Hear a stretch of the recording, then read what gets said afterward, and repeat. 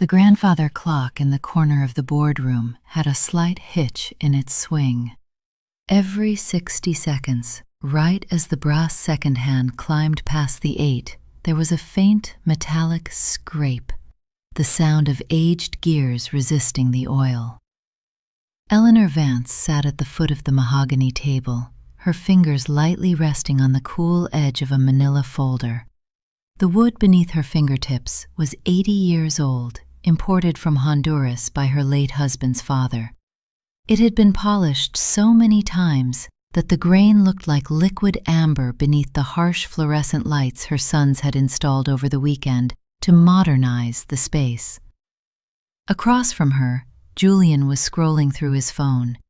He didn't look up when the heavy double doors clicked shut, nor did he acknowledge the quiet rustle of Eleanor's wool skirt as she adjusted her posture.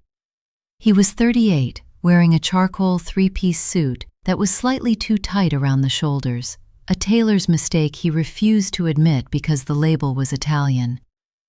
"Christian is running late," Julian said to the screen of his device. He didn't direct the comment to Eleanor. It was tossed into the air between them, an announcement meant for the room at large. "The traffic on the bridge is backed up," Eleanor replied. Her voice was level, devoid of the maternal warmth she used to offer so freely in this room. The Port Authority closed Lane 3 for container inspections. Julian let out a short nasal hum. He didn't ask how she knew. He didn't need to. He assumed she had heard it on the radio. He didn't realize that at 5:30 a.m., while he was still asleep, the night dispatcher at the Savannah terminal had called her personal cell phone to report a cracked axle on a flatbed blockading the main gate. Eleanor had resolved it with 3 phone calls, bypassing the automated logistics queue entirely.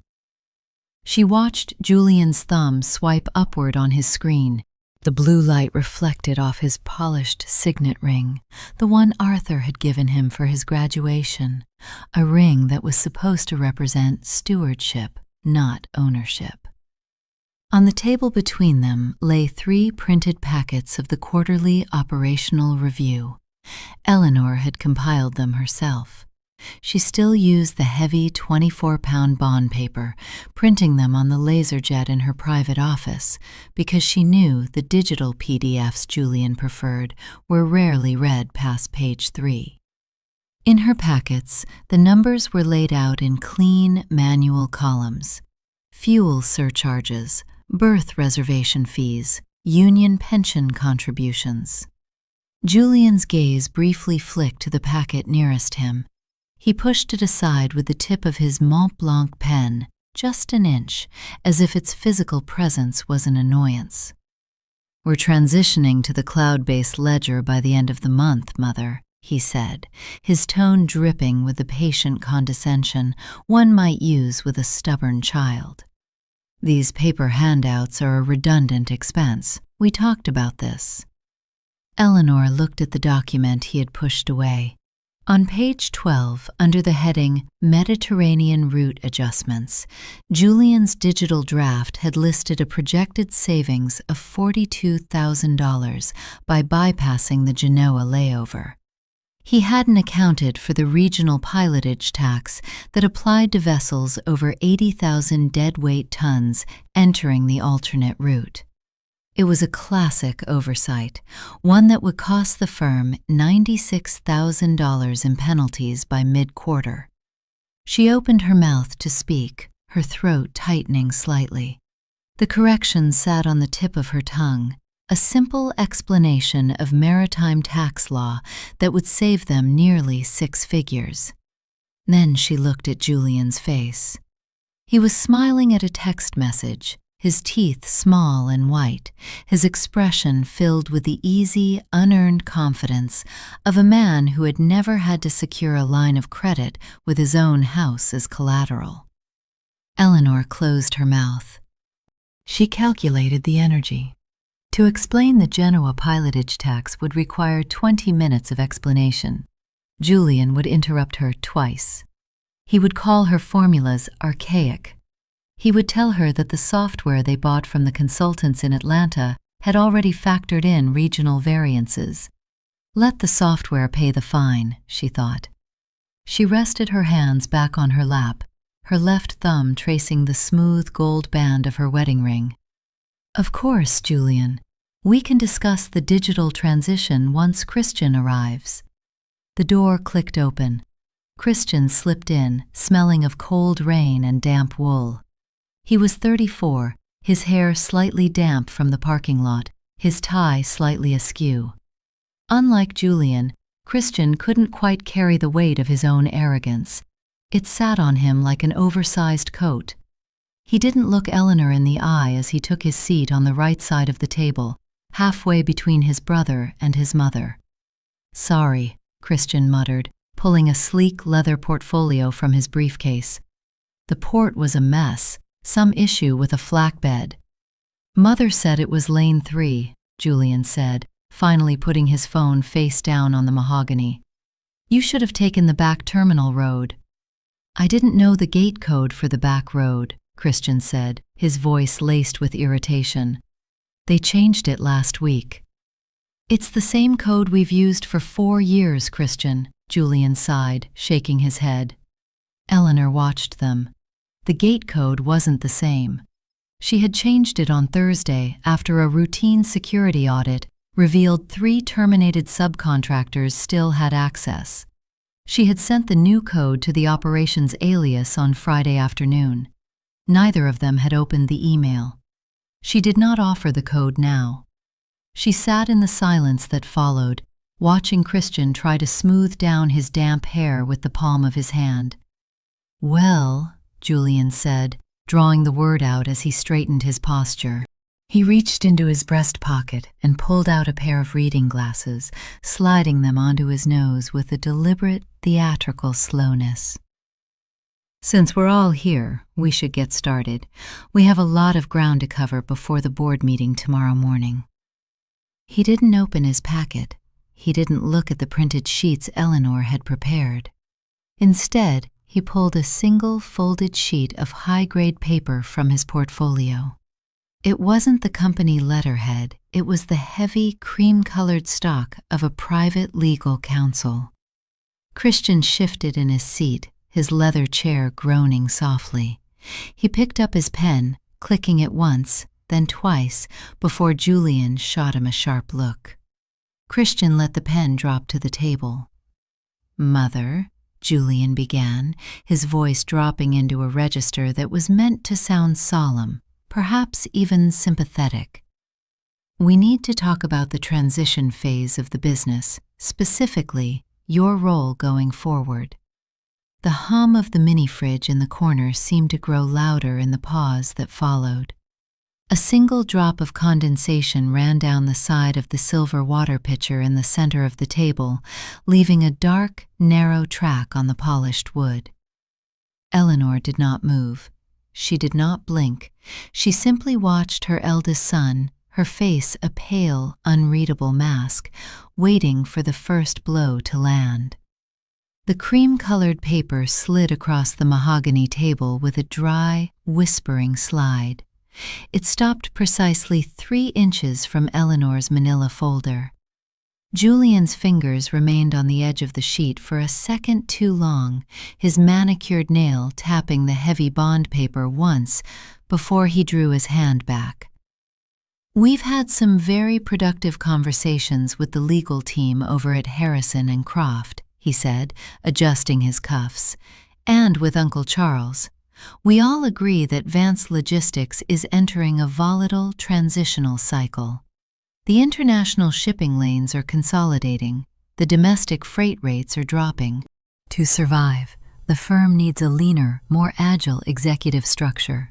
He paused, looking at Christian as if waiting for a nod of agreement. Christian didn't nod. Instead, he carefully aligned his Mont Blanc pen with the edge of his legal pad, his eyes fixed on the silver band of the cap.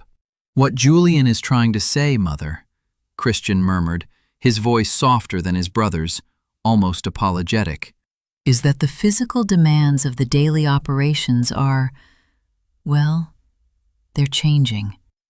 The new digital tracking systems require 24-hour monitoring. The port negotiations are moving entirely to automated bidding platforms. We feel it's unfair to keep expecting you to manage these midnight crises." Eleanor did not look at the paper. Instead, she reached for the sterling silver water pitcher. It was cold to the touch, the condensation having formed a thick glaze over the engraved cursive V on its side. She lifted it. Her wrist was steady, though the weight of the silver and the water within sent a dull ache through her thumb, the lingering residue of an old fracture from 20 years ago when she had personally helped secure a loose crate on a rainy dock in Charleston while Arthur was asleep in his hotel room.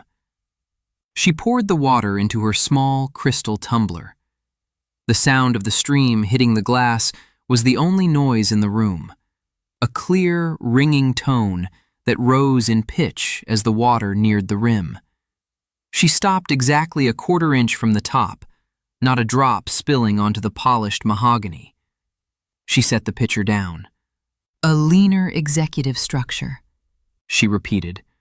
Her voice was quiet, conversational, as if they were discussing the weather over afternoon tea. "And Uncle Charles agrees?" "Charles understands the reality of the market," Julian said, his voice sharpening slightly. He didn't like her composure. He had expected tears, or perhaps a defensive lecture on the history of the firm. "He's a major shareholder, Mother. He wants to see his dividends protected. We've offered him a seat on the executive committee in exchange for his proxy vote." Eleanor took a slow sip of the water. It was ice cold, smelling faintly of the lemon slices the cleaning staff put in the pitcher every morning. She let the liquid coat her throat before she spoke. "I see," she said. In her head, the math was instantaneous and precise. Uncle Charles held 15% of the voting shares. Julian and Christian held 20% each, gifted to them on their 30th birthdays.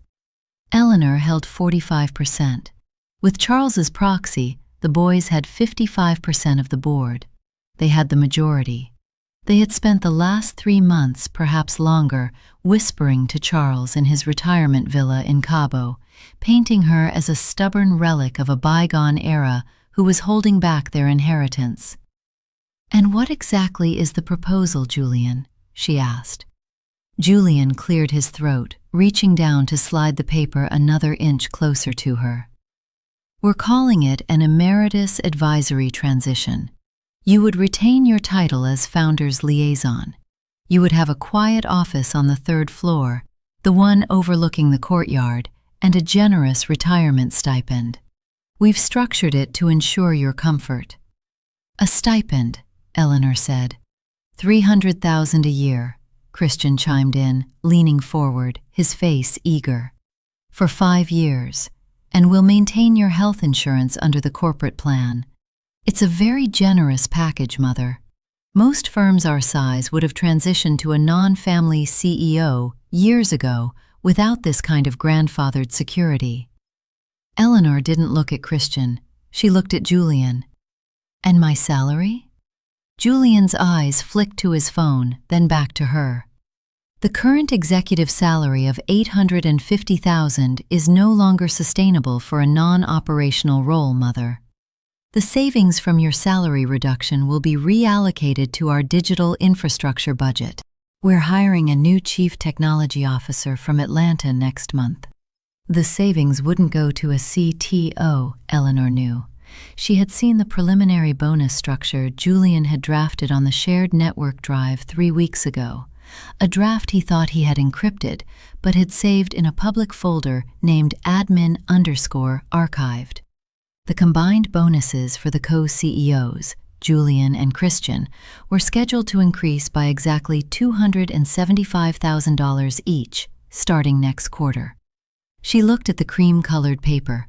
Emeritus advisory. It was a polite term for a cage. They wanted her out of the main office on the 2nd floor, where the real operational files were kept.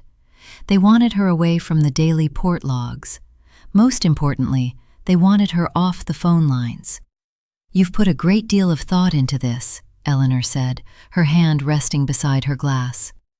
"It's just business, Mother," Julian said, his tone softening into that easy, practiced warmth again.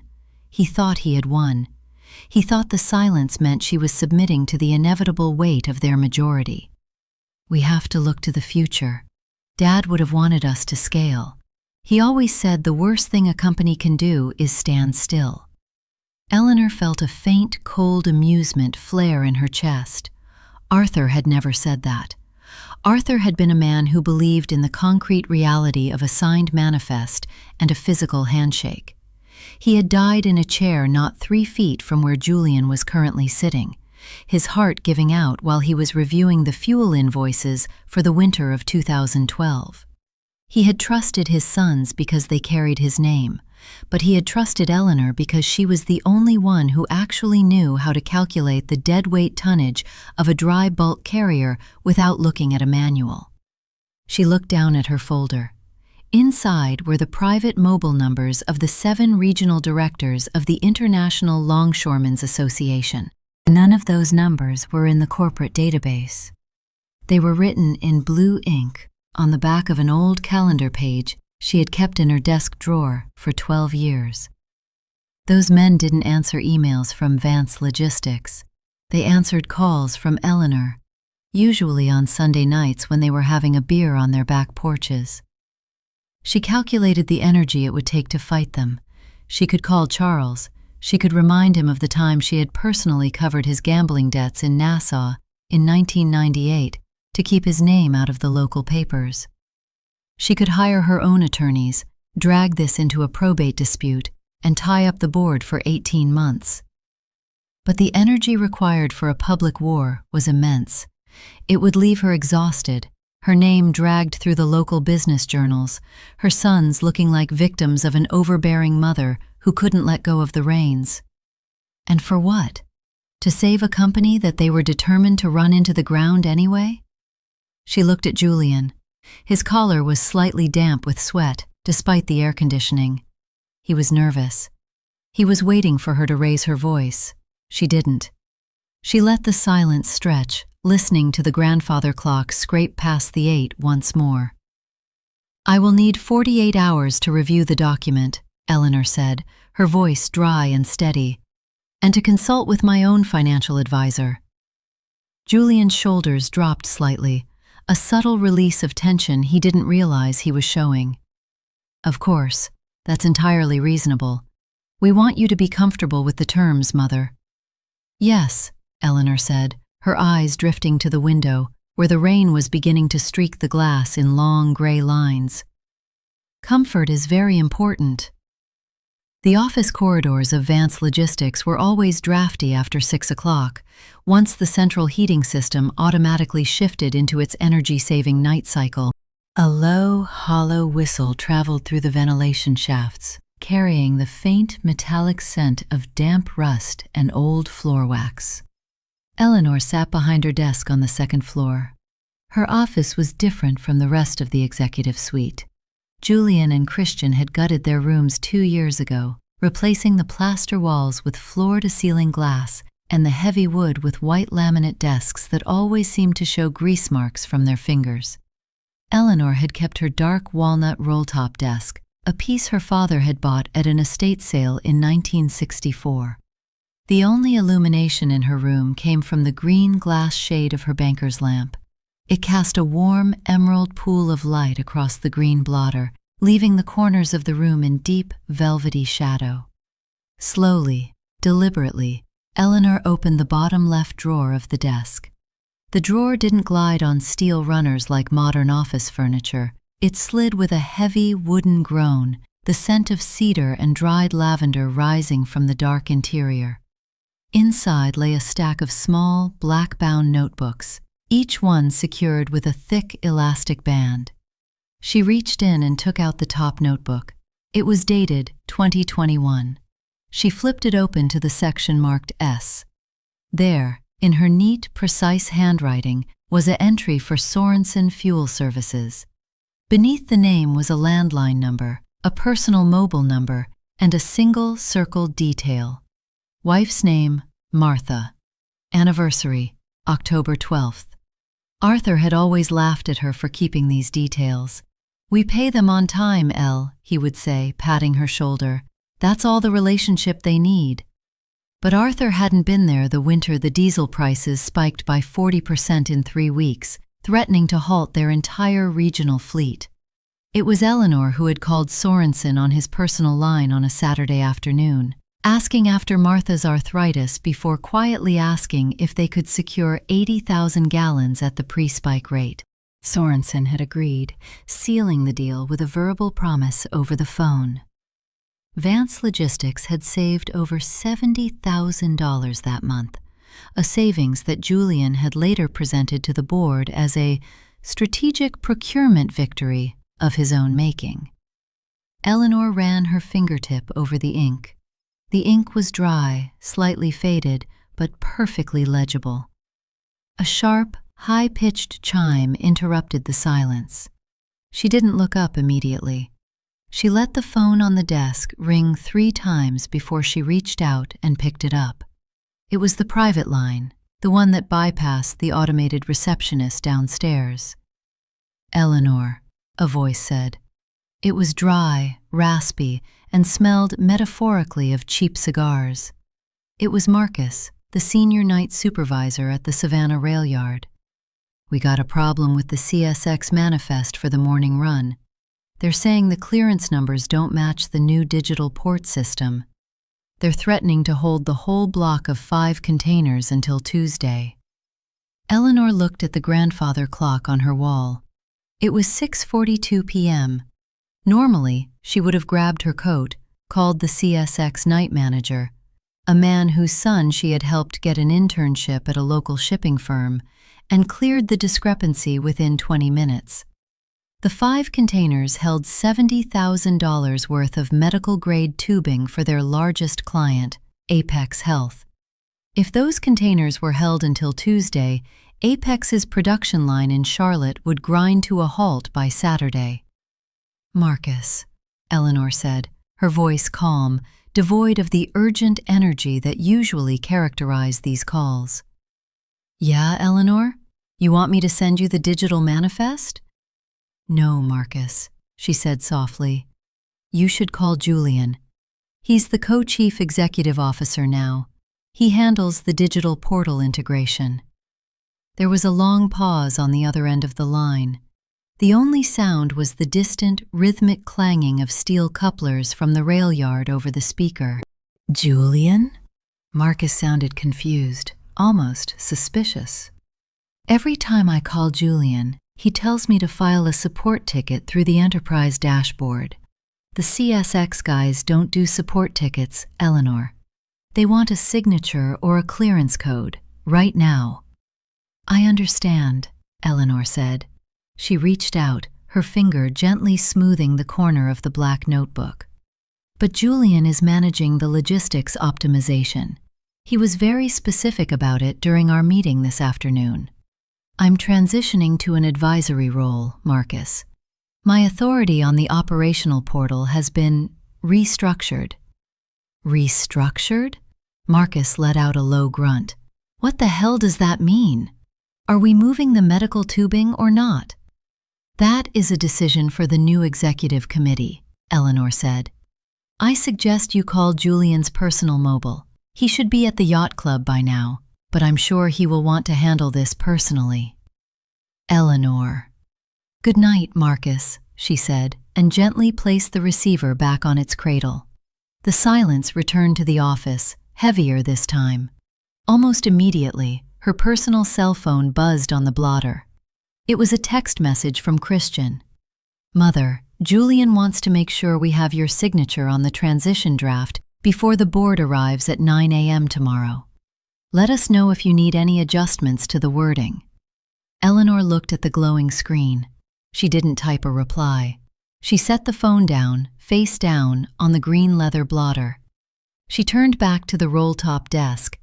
From the very back of the drawer, she pulled out a small gray USB flash drive. It didn't have a label. For the last 3 years, Julian had been insisting that all client files be uploaded to the corporate cloud server managed by their new IT contractors. What he didn't know What he had never bothered to ask was that the cloud server only held the standard billing addresses and the public contact emails. The actual vendor contracts, the ones containing the grandfathered volume discount clauses, the special demurrage waivers she had personally negotiated over 30 years, and the direct emergency bypass codes for the major ports were stored locally on her desktop computer. She had never synced them to the cloud. When the IT team had come to audit her machine last month, she had simply told them she kept her files on paper, and they had laughed and walked away, dismissing her as a stubborn old woman who didn't understand how a server worked. She plugged the USB drive into the side of the ancient tower beside her desk. The computer let out a low, whirring sigh as the drive connected. With a few quiet clicks of her mouse, Eleanor began to drag the files. 2024-Savannah_port_waivers.pdf. Sorensen_fuel_agreement_2025.pdf. Rotterdam_customs_direct_bypass.enc. Apex_health_private_agreement_signed.pdf. As the progress bar crept slowly across the screen, she stood up and walked to the window. The rain had stopped, leaving the asphalt of the parking lot below black and gleaming under the amber security lights. Tomorrow morning, the board would meet. She would sign the paper. She would take her $300,000 a year. She would take her quiet office on the third floor with the view of the courtyard, and she would leave them with the digital dashboard. The kitchen of Eleanor's house was always coldest at 7 in the morning. It was a large, vaulted room with slate-gray tile floors that retained the night chill long after the heating came on. She stood by the marble island, waiting for the electric kettle to finish its boil. The kettle was old, a heavy copper piece with a whistle she had disabled years ago by stuffing a small piece of heat-resistant silicone into the spout. Now, it boiled in near silence, its only indicator the faint, rhythmic rattle of its lid as the steam built up inside. She wore her slate-gray wool suit. It was a conservative cut, tailored for her 15 years ago, but the fabric was a heavy, high-grade English weave that did not wrinkle or fade. As she waited, she carefully folded a single white linen handkerchief and slipped it into her jacket pocket. Her phone lay face up on the marble, the screen lit up with a notification, the white glare casting sharp shadows across the polished stone. It was a voicemail transcription from Julian, sent at 11:42 p.m. the night before. "Mother, Marcus from the yard called me. There is some absurd issue with the CSX clearance numbers. I tried to log into the Port Authority portal to override it, but the interface is claiming our credentials are expired or suspended. I told the yard manager we'd resolve it first thing in the morning, but he's being incredibly difficult. Do you have the direct desk line for Henderson over at CSX? We can't find it in the shared server directory. Please call me as soon as you get this." Eleanor did not play the audio. She read the block of text twice, her expression flat. She poured the boiling water over the loose-leaf Earl Grey in her porcelain teapot. The scent of bergamot and black tea leaves rose immediately, filling the cold kitchen with a brief, fragrant warmth. She let the tea steep, watching the dark amber liquid slowly expand from the mesh infuser into the water. Henderson had retired 26 months ago. He was currently living in a golf community in Sarasota, Florida, and had changed his phone number to avoid calls from logistics coordinators. The new regional director was a woman named Sarah Jenkins. Sarah was 39, highly analytical, and had a fierce dislike for corporate executives who bypassed her protocol. Julian didn't know Sarah Jenkins.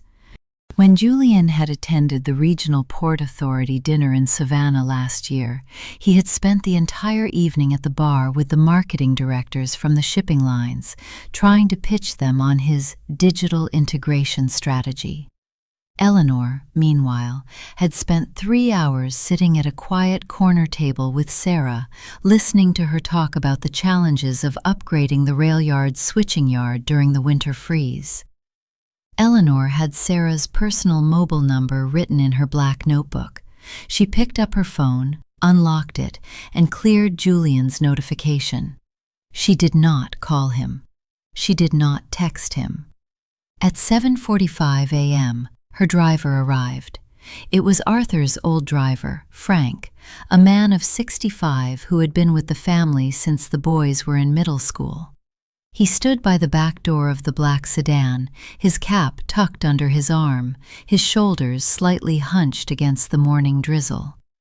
"Morning, Mrs. Vance," Frank said as she approached. He opened the door for her, his movements slow and practiced. "Good morning, Frank," she said, sliding into the leather seat. The car smelled of leather oil and damp wool, a familiar, comforting scent that had remained unchanged for 20 years. "The traffic is heavy on the bypass, ma'am," Frank said as he got behind the wheel. "Do you want me to take the port road?" "No, Frank," Eleanor said, looking out the window at the gray, mist-covered pine trees lining her driveway. "Take the bypass. There is no need to rush." "The boys called me this morning," Frank said quietly, his eyes meeting hers in the rearview mirror. "Julian wanted to know if I could drop you off at the side entrance instead of the main lobby. Said they have some delivery arriving at the front." Eleanor let out a soft, dry breath. The side entrance was the one used by the kitchen staff and the maintenance crews. It led directly to the service elevator. Julian didn't want the staff in the main lobby to see her arriving for her own ousting. He wanted to keep the transaction as discreet as possible, avoiding any awkward questions from the receptionists or the senior billing clerks who had worked under her for decades. "The side entrance is fine, Frank," she said. She opened her leather handbag on her lap. Inside, nestled against her wallet, was the small gray USB drive.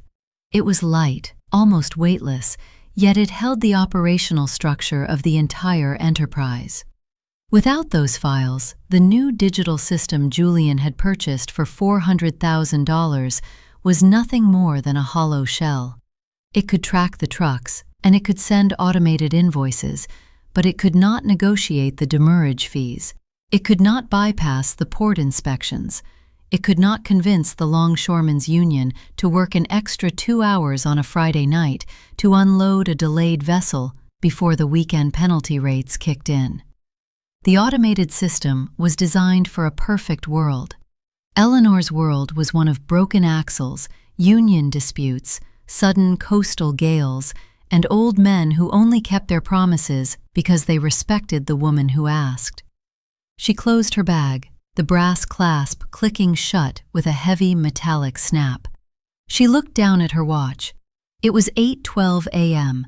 The Apex Health delivery was currently sitting on a rail siding 3 miles outside of the terminal. The penalty for late delivery was $5,000 for every hour past 8 a.m. By the time the board meeting convened at 9, the bill would already be $5,000. By noon, it would be $20,000. She wondered how long it would take Julian to realize that his automated support ticket system was not going to answer him. The heavy steel service door at the rear of the Vance Logistics building had a dull olive-green paint that had begun to flake around the handle, exposing the gray primer beneath. It clicked shut behind Eleanor with a heavy, hollow thud that echoed down the concrete corridor. The back hallway smelled of damp cardboard, industrial floor wax, and the faint, sweet scent of the sugar packets stored in the kitchen pantry nearby. This was the spine of the building, a place the clients never saw. Here, the walls were unpainted cinder block, and the overhead fluorescent tubes hummed in a high, irregular pitch, that Eleanor had learned to ignore 30 years ago. She stopped by the service elevator, shaking the faint mist of rain from her umbrella before placing it in the plastic sleeve she had brought from home. "Morning, Mrs. Vance," a quiet voice said. Albert, the head of building maintenance, was standing near the janitor's closet, a yellow mop bucket beside him. He was 61, his blue work shirt faded at the elbows, a ring of heavy brass keys clipping to his belt loop. He had been hired by Arthur when the company only had 12 trucks and a single leased warehouse. "Good morning, Albert," Eleanor said. She offered him a small, genuine smile. "How is your daughter's leg healing?" "Much better, ma'am. The physical therapist says she'll be back on her feet by the end of the month." Albert took a step closer, his voice dropping to a conspiratorial murmur. "I saw the boys, Mr. Julian and Mr. Christian, arriving early today. They had some delivery guys moving a leather executive sofa into the third-floor corner office, the big one, the one your father used to use." Eleanor's fingers tightened slightly around the handle of her leather bag. That office had been locked since Arthur died. She had kept it as a quiet archive, a place where the old ledgers and hand-drawn route maps from the 60s were preserved. It was a space of memory. Now it was being turned into a showroom. "They are preparing for the future, Albert," Eleanor said, keeping her voice light, entirely neutral. "Seems a bit rushed to me," Albert muttered, looking down at his mop. Mr. Julian was yelling at his phone in the lobby, something about a rail yard in Savannah. He didn't look too happy. "Business has its challenges," Eleanor replied. The service elevator arrived with a low, mechanical groan and a heavy rattle of its double doors. Eleanor stepped inside, the metal floor vibrating slightly beneath her sensible leather pumps. She pressed the button for the third floor. The door slid shut, cutting off the view of Albert, who stood in the corridor watching her with a look of quiet, troubled respect. When the elevator doors opened on the executive level, the atmosphere shifted instantly. The cinder blocks were replaced by thick, sand-colored drywall and framed black and white photographs of the firm's cargo ships docking in Rotterdam and Savannah. The floor was covered in a dense, dark brown carpet that muffled her footsteps completely. As she turned the corner toward the executive suite, she ran into Christian. He was standing near the commercial espresso machine they had installed in the hallway alcove, holding a small paper cup. He looked tired. There was a smudge of blue ink on his right thumb, and his tie, an expensive silk stripe, was slightly crooked. "Oh, Mother," he said, swallowing hard. He took a hasty step back, nearly spilling his espresso. You're early. The board members aren't scheduled to arrive until 8:45. "The rain was light, Christian. I preferred to avoid the rush," Eleanor said. She stood before him, her hands folded neatly over her handbag, the picture of maternal serenity. Christian avoided her gaze, his eyes darting to her bag, then to the closed doors of the boardroom down the hall. "Julian is in his office," he said, his voice carrying a slight, nervous tremor. He's just finalizing the presentation slides. We had a minor technical issue with one of the rail manifests this morning. Just a glitch in the new automated queue. Nothing we can't handle." "Of course," Eleanor said.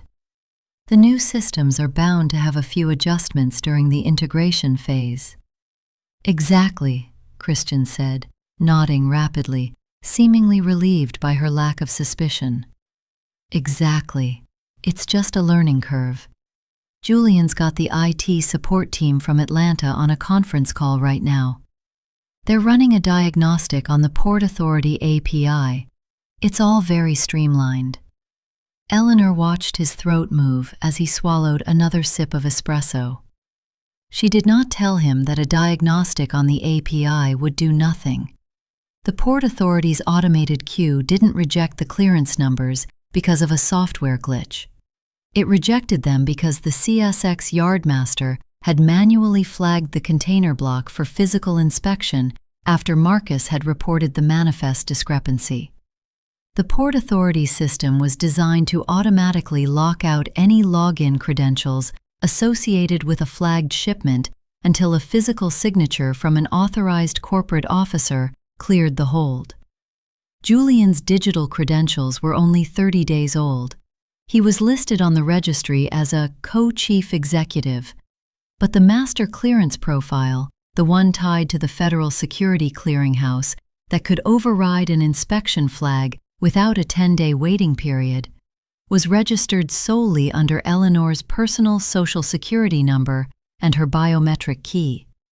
She had set up that profile in 2004, shortly after the federal government tightened port security regulations. The Port Authority had never updated the master registration because Eleanor had never requested a change. To change the master clearing officer required a physical, notarized resolution from the board, signed by both the outgoing and incoming officers, and a 6-week background check by the Department of Homeland Security. Julian didn't know this. He thought Master Admin on his computer screen meant he had total control. He didn't understand the difference between local network administration and federal maritime clearance. "Well," Christian said, gesturing vaguely down the hall with his paper cup, "we should probably head in. The board members will be here any minute. Uncle Charles's attorney is already in the conference room. He flew in from Miami last night." "Yes," Eleanor said, her voice soft, almost gentle. She reached out and patted Christian's shoulder, her hand lingering for a brief, warm second. "Let us not keep the gentleman waiting." Christian shivered slightly under her touch, though his face remained fixed in a polite, uneasy smile. He turned and led the way down the hall, his leather soles squeaking faintly against the new carpet. The boardroom air was stale, smelling faintly of the lemon-scented ozone from the newly installed air purifier humming in the corner. Richard Miller, Uncle Charles's attorney, sat to the right of the head of the table. He was a dry, graying man with a sharp, bird-like posture and wire-rimmed spectacles that caught the fluorescent glare every time he tilted his head. Beside him lay a thick black leather portfolio, already unzipped, revealing the crisp, white edges of the transition agreement. George Albright, the oldest minority shareholder and a friend of Eleanor's late husband, was already seated near the window. He was 81, his hands spotted with age as he slowly turned the pages of the morning's financial paper. He didn't look at Julian or Christian. When Eleanor entered, he stood up, his joints popping softly, and bowed his head with an old-world courtliness. "Eleanor," he murmured, his voice like dry leaves, "you look well." "Thank you, George," she said, taking her seat at the foot of the table. "It is good of you to make the drive in this weather." "Wouldn't miss it," George said, though his eyes flicked briefly to Julian, who was now standing at the whiteboard, adjusting a digital projector with an impatient jerk of his wrist. Julian didn't look back. His phone, resting on the mahogany table, let out a sharp, double vibration. Bzz, bzz. The sound was loud in the quiet room, a low frequency that rattled the silver spoon in Christian's saucer. Julian reached out, his fingers twitching slightly, and flipped the phone face down without looking at the screen. "We have a quorum," Julian announced, his voice carrying a forced, booming confidence that didn't quite suit the intimate room. "Richard, if you would do the honors." Miller reached into his portfolio and pulled out 3 copies of the agreement. He slid them across the table. One went to Julian, one to Christian, and the third stopped directly in front of Eleanor. "The terms are exactly as discussed during our preliminary session," Miller said, his voice flat and clinical. "Effective at noon today, Eleanor Vance will step down from her active role as co-chief executive officer and Director of Operations. She will assume the title of Director Emeritus and Advisor to the Executive Committee. Her voting shares will be managed under the proxy agreement executed by Mr. Charles Vance, giving the co-CEOs, Julian and Christian Vance, a 55% majority on all operational and financial resolutions. The words hung in the air, heavy and clinical. Eleanor opened her handbag. She did not reach for the cheap plastic ballpoint pens Julian had placed in the center of the table. Instead, she pulled out a vintage, gold-plated Waterman fountain pen. It was a gift from Arthur on their 25th anniversary. The black ink inside was custom mixed, a deep, dark navy that she had used to sign every major contract the company had executed since 1995. She unscrewed the cap. The gold nib gleamed under the fluorescent lights. "Mother," Christian said, his voice quiet, almost pleading. He was watching her hands. "If you have any last-minute reservations about the stipend structure, we can discuss a cost of living adjustment for the 3rd year." He was trying to ease his own conscience. He wanted her to argue, to demand more money, to make it look like a negotiation so he wouldn't have to feel the cold weight of what they were actually doing. If she negotiated, it meant she accepted the premise. Eleanor did not look up. She turned the document to the signature page. "The stipend is quite sufficient, Christian," she said softly. She looked at the line marked Eleanor Vance, Co-Chief Executive Officer. Beside it was a small, empty box for the date. She calculated the exact time. It was 8:54 a.m. In Rotterdam, it was 2:54 p.m. The container vessel Vance Monarch was currently entering the northern anchorage zone, waiting for its customs clearance window. The harbor master there, a man named Willem who had lost his left eye in a shipping crane accident 20 years ago, was currently sitting in his office overlooking the gray water. At 4 p.m. Rotterdam time, exactly 66 minutes from now, Willem's team would run the automated port security logs. They would find that the digital authorization token for Vance Logistics had not been renewed under the Federal Security Database because Julian's team had failed to submit the physical, notarized clearance certificate that only Eleanor's signature could validate. The Vance Monarch carried 400 containers of seasonal machinery parts for their agricultural clients in the Midwest. Each day the ship sat in the anchorage zone would cost the firm $48,000 in port detention fees. Eleanor placed the nib of her pen against the paper. She signed her name. Her handwriting was elegant, a flowing, uninterrupted script that finished with a sharp, decisive line beneath her surname. She did not hesitate. She did not let her hand tremble.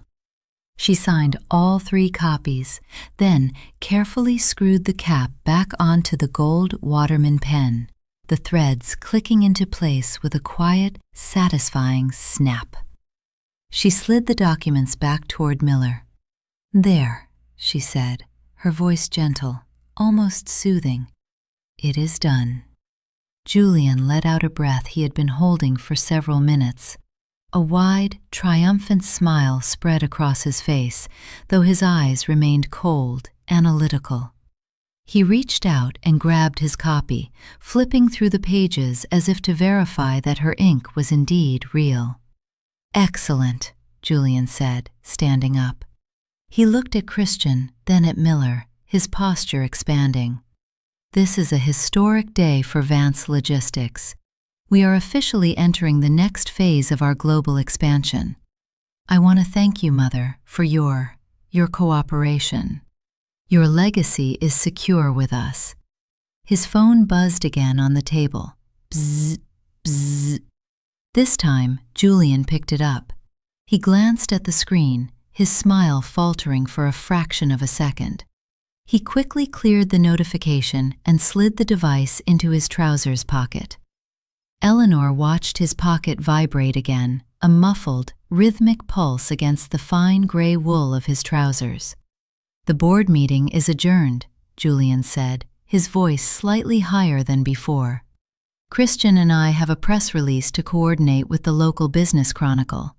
George, Richard, we have some pastries and coffee in the lobby if you'd care to join us." The men began to stand, their chairs scraping against the floorboards. George Albright walked over to Eleanor, placing a warm, dry hand over hers. "You did the right thing, Elle," he whispered, his eyes filled with a quiet, protective concern. "Take some time for yourself. Go to the cottage in Maine. You've earned the rest." "Thank you, George," Eleanor said, her smile soft and entirely placid. "I think I will do exactly that." She remained seated at the foot of the mahogany table as the room emptied. Julian and Christian were the last to leave, talking in hushed, hurried whispers as they walked through the double doors. "Did you get the tech support guy back on the line?" Christian was asking as the door began to swing shut. "He's checking the server logs now," Julian's voice drifted back, tight and strained. "It's some stupid routing error. Don't worry about it. Just handle the press release." The heavy mahogany doors clicked shut, locking the silence back into the room. The sound of brown packing tape being pulled from a plastic dispenser was a sharp, grating shriek in the quiet of her office. Eleanor stood beside her walnut roll-top desk, her hands smoothing down the side of a small cardboard box. She had chosen a small, sturdy box, just large enough to hold her personal belongings, but small enough that she could carry it herself without having to ask Frank or Albert for assistance. She took a brass paperweight shaped like a ship's sextant from her desk. It had been a gift from Arthur in 1982, when they had secured their first maritime transport contract with a domestic steel manufacturer. She wrapped it carefully in a sheet of white tissue paper, her fingers tucking the edges in with the neat, practiced precision she had once used to wrap her son's Christmas presents. The door to her office was open. From down the hall, she could hear the muffled, rapid click of heels on the hardwood, followed by the heavy, hurried stride of someone who had forgotten how to walk slowly. Christian appeared in the doorway. He was leaning against the frame, trying to adopt a posture of casual, brotherly warmth, but his shoulders were stiff, and his tie was pulled slightly loose from his collar. "Mother," he said, his voice a fraction too loud, "you're packing already? There's absolutely no rush, you know. We told you. You have until the end of the month to transition to the third-floor suite." Eleanor did not stop her work. She picked up a small, silver-framed photograph of Arthur standing on the deck of their first leased tugboat. "I prefer to do these things while the weather is clear, Christian. It saves Frank from having to load boxes in the heavy rain." "Right, of course. Very sensible," Christian said, his eyes scanning her desk, lingering on the empty wooden trays where her daily operational logs usually sat.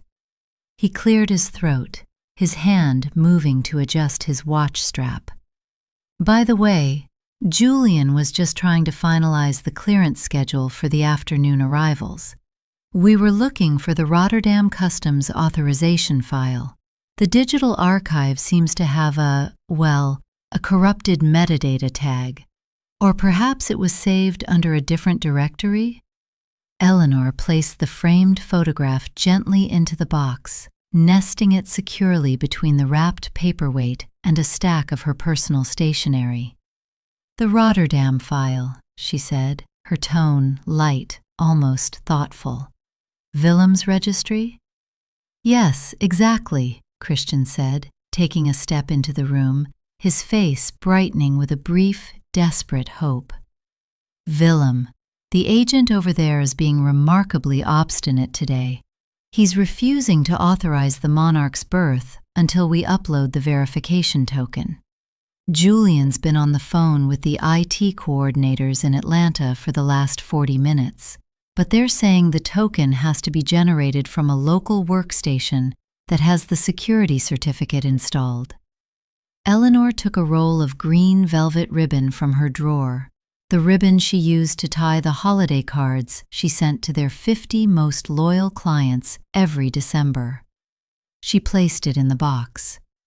"The local workstation with the certificate is the desktop computer in this room, Christian," she said, gesturing with a slight nod of her head toward the ancient, beige computer tower sitting beneath her desk. "Right, excellent," Christian said, his hand already reaching toward his pocket as if to call Julian. "We can just have the IT guys remote into your machine and pull the file. What's the admin password for the terminal? Julian tried your old birth date, but it didn't clear." Eleanor turned her gaze to him. Her eyes were calm, clear, and entirely devoid of malice.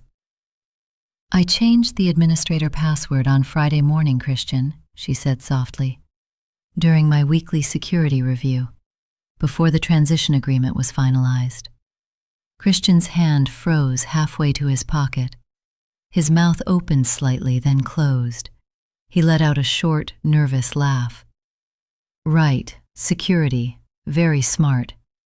Well, if you could just write down the new password for us, we can have the IT team run the token generation and get the Monarch out of the anchorage zone before the afternoon penalty rates kick in." Eleanor picked up her gold-plated Waterman pen from the desk and slipped it into the breast pocket of her wool jacket. "I'm afraid I cannot do that, Christian," she said. The silence that followed was thick, broken only by the low, distant rumble of a delivery truck idling in the alleyway below. Christian's smile did not vanish, but it froze, turning into a rigid wooden mask. I don't think I understand, Mother. The Monarch is sitting in the channel. Every hour it sits there, the harbor authority charges us 2,000 euros. It's already 6 in the evening over there. If we don't upload the token in the next 20 minutes, they'll push us to the morning queue." "I am aware of the schedule," Eleanor said. She reached for the roll of packing tape, pulling a fresh length from the dispenser with a long, sharp shriek. "But under the terms of the emeritus advisory agreement I signed at 9 o'clock this morning, I am no longer an active officer of the corporation. I no longer have the legal authority to access or distribute security certificates tied to the Federal Maritime Clearinghouse." "What?" Christian's voice cracked slightly. He took another step into the office, his casual demeanor completely evaporating. "Mother." That's just legal boilerplate. You're still our mother. You're still the founder's widow. You're not a stranger." "It is not boilerplate, Christian," Eleanor said, her voice remaining perfectly level, her cadence slow and measured. "Richard Miller was very precise during the reading. My operational authority has been fully revoked. If I were to access the Federal Clearinghouse or share those encrypted security keys with non-authorized personnel, even my own sons, it would constitute a violation of the Maritime Security Act of 2002. The fines for the corporation would be severe." "But you can just log in and do it yourself." Christian's face was beginning to flush, a patch of red spreading from his collar up his throat. "Just generate the token and send it to Willem. He knows you. He's not going to report you for a security violation." "Willem is a civil servant, Christian," Eleanor said, tucking the flaps of the cardboard box together. "He does not make exceptions for friends when his own pension is on the line. And as of noon today, my personal security clearance has been set to inactive status in the company registry. If I were to log into the terminal now, the system would flag it as an unauthorized breach by a retired employee." She picked up the tape dispenser, sealing the top of the box with a single, smooth motion. The tape stuck to the cardboard with a dull, sticky snap. "You have the Atlanta IT team," she added, looking up at him with a gentle, reassuring expression. "They are highly qualified. Julian was very clear about their capabilities during the board meeting. I'm sure they can draft a formal request to the Federal Registry to have your credentials approved. It usually only takes 3 to 4 weeks for the background check." Christian stared at her, his eyes wide, his chest rising and falling in shallow, rapid breaths. He looked like a man who had walked into a familiar room in the dark, only to find that the floor had been removed. Three weeks, he whispered. Mother, we have 12 ships due in Rotterdam this month. If they all get pushed to the morning queue, if they all get flagged for physical inspection. You must speak to Julian, Eleanor said, picking up her small cardboard box and cradling it against her chest. He is the chief executive. He has the digital strategy. She walked past him, her shoulder brushing his sleeve so lightly it barely registered, and stepped out into the drafty corridor. The third-floor office was small, narrow, and smelled of cold plaster and damp masonry. It had once been a storage room for the company's physical archive before the files from the 1970s were moved to a commercial warehouse off-site. The floor was covered in cheap gray linoleum that had begun to curl at the corners, revealing the dark, sticky adhesive underneath.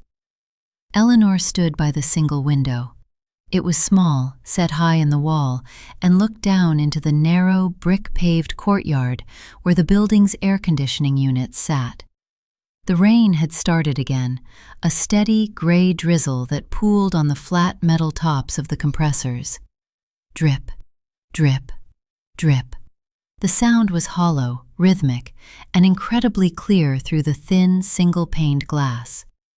She had placed her cardboard box in the center of the small metal desk. She hadn't unpacked it yet.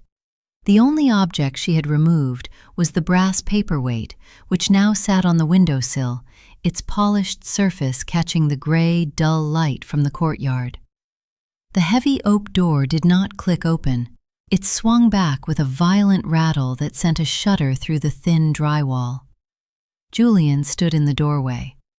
He had taken off his charcoal suit jacket, his silk tie was draped over his shoulder, and his white shirt was damp at the armpits, the fine fabric clinging to his skin.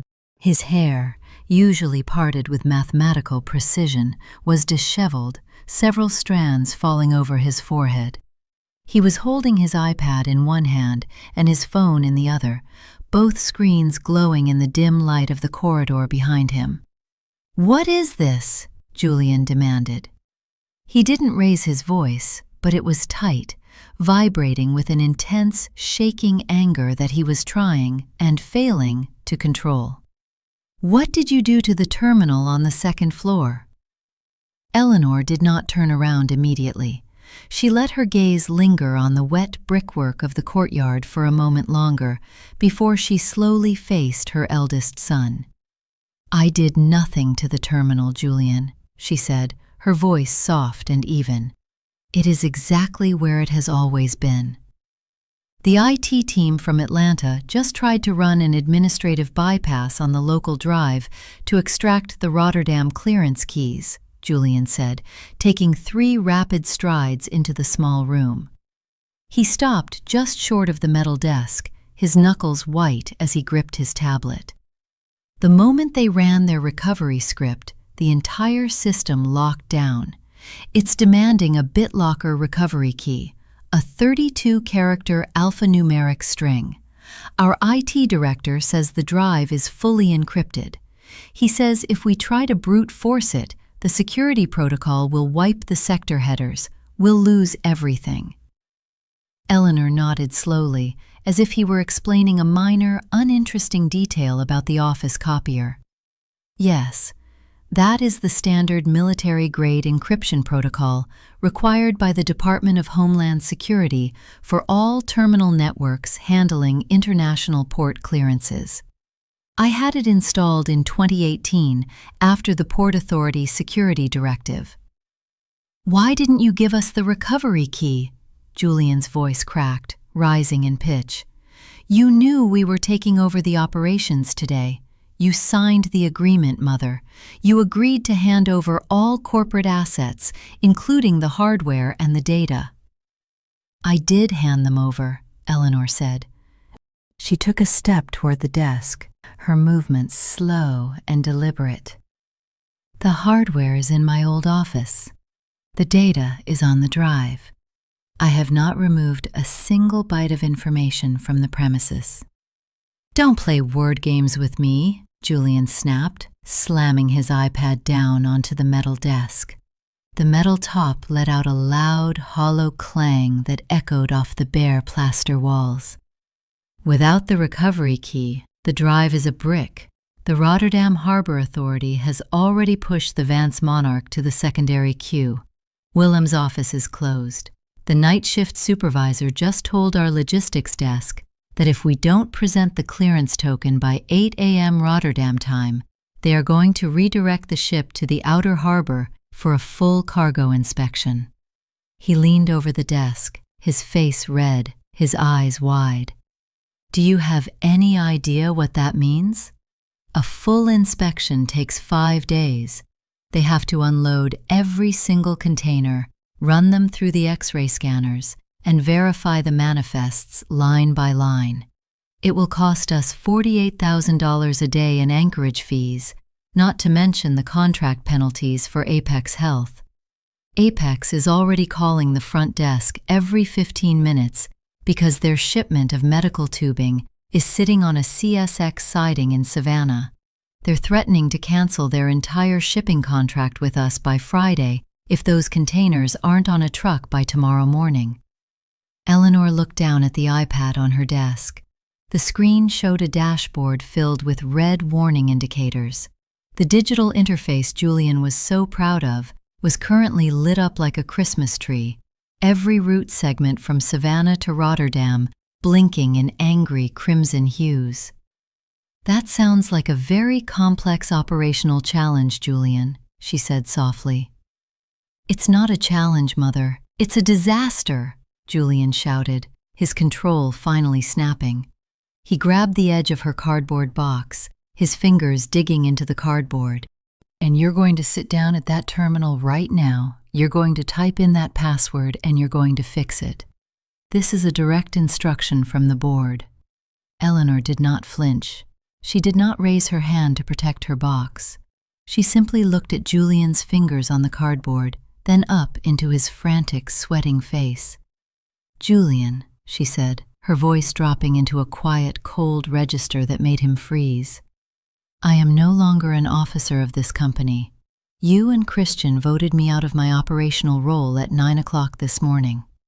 If I were to access that terminal under an administrative profile now, it would be recorded in the Federal Security Registry as an unauthorized breach by a retired executive. The system is audited weekly by the Department of Homeland Security.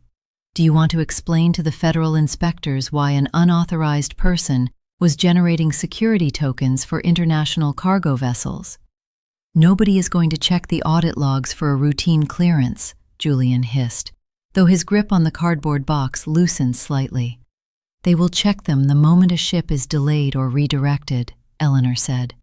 The federal government is very particular about maritime security.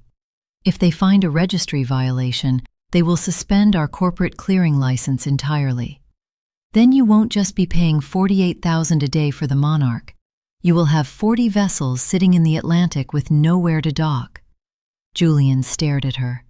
The anger in his face was slowly being replaced by something else, a creeping gray panic that seemed to hollow out his cheeks and make his eyes look sunken under the harsh fluorescent light. Then give us the recovery key, he whispered, his voice trembling. Just write it down. We'll have the IT director enter it. He has the clearance. The IT director does not have my security clearance, Eleanor said. The clearance is tied to my personal social security number and my biometric profile. Even with the key, he cannot validate the token. Only I can. She reached out and gently pulled her cardboard box away from his hand, placing it back in the exact center of her small metal desk. I am retired, Julian, she said, her smile small, polite, and entirely cold. You must find another way. The main lobby of Vance Logistics was a cavernous space of glass, brushed steel, and white marble, designed by a high-priced architectural firm to project an image of effortless global efficiency. But at 5:15 in the afternoon, the illusion was beginning to fray. The rain was hammering against the glass canopy outside, a heavy, drumming roar that made the interior feel insulated and strangely claustrophobic. Eleanor walked down the wide open staircase that led from the executive level. She had her wool coat draped neatly over her left arm, and her leather gloves were already on, the black calfskin fitting her fingers like a second skin. She carried her handbag in her right hand. Her pace was unhurried, each step deliberate and measured. Behind the polished white reception desk, the multi-line telephone console was a constellation of blinking red lights. Melissa, the receptionist, was a girl of 23 who usually kept her hair in a perfect, sleek ponytail. Today, several strands had escaped, clinging to her damp temples.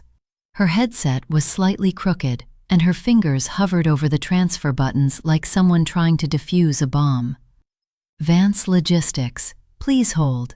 Vance Logistics, yes, I am transferring you to the operations desk. Vance Logistics, one moment please. Christian was standing behind the desk, leaning over Melissa's shoulder so closely that his tie was brushing the edge of her computer monitor. He had a sheet of paper in his hand, covered in scribbled notes, and his face was the color of damp parchment. Melissa, who is on line 3? Christian hissed, his voice carrying a desperate, jagged edge. That's Apex Health's legal representative, Mr. Vance, Melissa whispered, her voice trembling. They're demanding to speak with the director of operations. They say the $5,000 an hour penalty has been running since 8 this morning, and their legal team is drafting a formal breach of contract notice. Tell them we're experiencing a regional network outage, Christian said, his hand twitching. Tell them our technical team is resolving it. I told them that an hour ago, sir, Melissa said, her eyes wide with a quiet, helpless panic. They said if we don't have a tracking number and a verified clearance code within 30 minutes, they are going to execute the immediate cancellation clause in their master service agreement. Eleanor reached the bottom of the stairs. Her leather heels made a quiet, rhythmic click, click, click on the marble floor. Christian's head snapped toward the sound. When he saw her, his eyes flared with a sudden, wild mixture of relief and fury. He practically leapt from behind the reception desk, his leather soles skidding slightly on the polished floor as he ran to intercept her before she could reach the glass revolving doors. "Mother!" he gashed out, stopping 3 feet in front of her. He was breathing through his mouth, his chest heaving. "You can't leave. You have to help us. Just for 10 minutes. Just write down the recovery key for the terminal. We'll handle the rest, I swear." Eleanor stopped. She adjusted her coat over her arm, her movements calm and precise. "I'm afraid I cannot help you, Christian. Frank is waiting for me in the driveway." "Mother, please!" Christian's voice rose, cracking on the second word. Several drivers waiting in the lobby's courier chairs turned to look at them. Christian noticed, his jaw tightening, and he took a step closer, his voice dropping to a frantic, low whisper. "You don't understand. Apex is going to cancel. That's our biggest contract. They represent 28% of our regional freight revenue. If they pull out, our Q2 numbers will collapse. The bank will review our debt service covenants next month. If we're below the margin, they can call the entire line of credit." He reached out, his hand hovering near her sleeve, but he didn't dare touch her. "You're a major shareholder, Mother. If the company's valuation drops, your own portfolio is going to take a massive hit. Your shares will be worth a fraction of what they are now. We're all in the same boat here." Eleanor looked at his sweating forehead. She looked at the smudge of ink on his thumb, the crooked tie, the sheer, helpless panic in his eyes. She did not feel pity. She did not feel anger. She simply saw the inevitable result of a calculation they had failed to make. "We are not in the same boat, Christian," she said, her voice quiet, steady, and perfectly clear over the sound of the rain. "What are you talking about?" he whispered. "Of course we are. It's the family business." "When your father and I restructured the corporate charter in 2012, Eleanor said, her tone conversational, as if she were explaining a simple recipe. "We established 2 classes of stock. Your father insisted on it. My 45% share of the company consists entirely of Class A preferred stock." Christian stared at her, his mouth slightly open. He was a business school graduate, but he had spent his summers on his family's boat in Florida rather than reading the details of his parents' estate planning. "Preferred stock," Eleanor repeated, her voice dripping with a quiet maternal authority. "In the event of a financial restructuring, a default on our bank covenants, or a forced liquidation of the assets, the Class A preferred shareholders are paid first, at the full par value of the shares, before any distribution is made to the common shareholders. The common shares, the ones you and Julian hold, would absorb the entirety of the loss. If the bank calls the line of credit and liquidates the fleet, my trust will be fully compensated from the sale of the real estate and the maritime vessels. Your shares, I'm afraid, will be worth exactly 0. Christian's face went entirely slack. The red patches on his throat faded, leaving his skin a dull, lifeless gray. You knew," he whispered. "You knew that when you signed the agreement this morning." "I signed the agreement you drafted, Christian," Eleanor said. "You and Julian were very specific about the terms. You wanted the operational control. You wanted the salary savings. You wanted the modern, streamlined structure." She adjusted the collar of her wool coat, her gloved fingers smoothing the fabric with a light, elegant touch. "You have the structure now," she said. She took a step around him. Christian did not move to stop her. He stood frozen in the center of the marble lobby, his arms hanging limp at his sides, his eyes fixed on the gray terrazzo floor as if he were waiting for it to crack open beneath his feet. Behind him, the reception desk console let out another sharp, persistent series of chimes. "Vance Logistics, please hold." "Vance Logistics, yes, I am transferring you." Eleanor pushed through the glass revolving door. The damp, cool air of the evening hit her face, a refreshing contrast to the stale, suffocating heat of the building. Frank was waiting by the sedan, his large black umbrella already open, holding it over her head as she stepped onto the wet asphalt. "The office seems very busy tonight, Mrs. Vance," Frank said as he opened the rear passenger door. "Yes, Frank," Eleanor said, sliding into the quiet, leather-scented warmth of the car. "The boys are very focused on their digital expansion." "Where to, ma'am?" "Home, Frank," she said, resting her handbag on the seat beside her. "And please, take the scenic route. I am in no hurry at all." The grandfather clock in Eleanor's private study did not have a hitch in its swing. It was a slender, mahogany pendulum clock she had inherited from her grandmother, and its rhythmic tick-tock was a soft, steady heartbeat in the quiet of the room. A small fire crackled in the hearth, casting long, amber shadows across the Persian rug and the dark pine bookshelves. The room smelled of old paper, beeswax, and the faint, sweet scent of the dried lavender sprigs Eleanor kept in a small porcelain bowl on her writing desk. She sat in her leather wingback chair, wearing a comfortable cashmere cardigan over her silk blouse. Beside her on the desk was a single glass of dry sherry, the amber liquid reflecting the firelight. Her personal mobile phone lay on the green leather blotter. It had been vibrating on and off for the past 2 hours. Julian, Christian, Julian. She had silenced the ringer, but the vibration made a low, dull hum against the wood every few minutes. Hum, hum.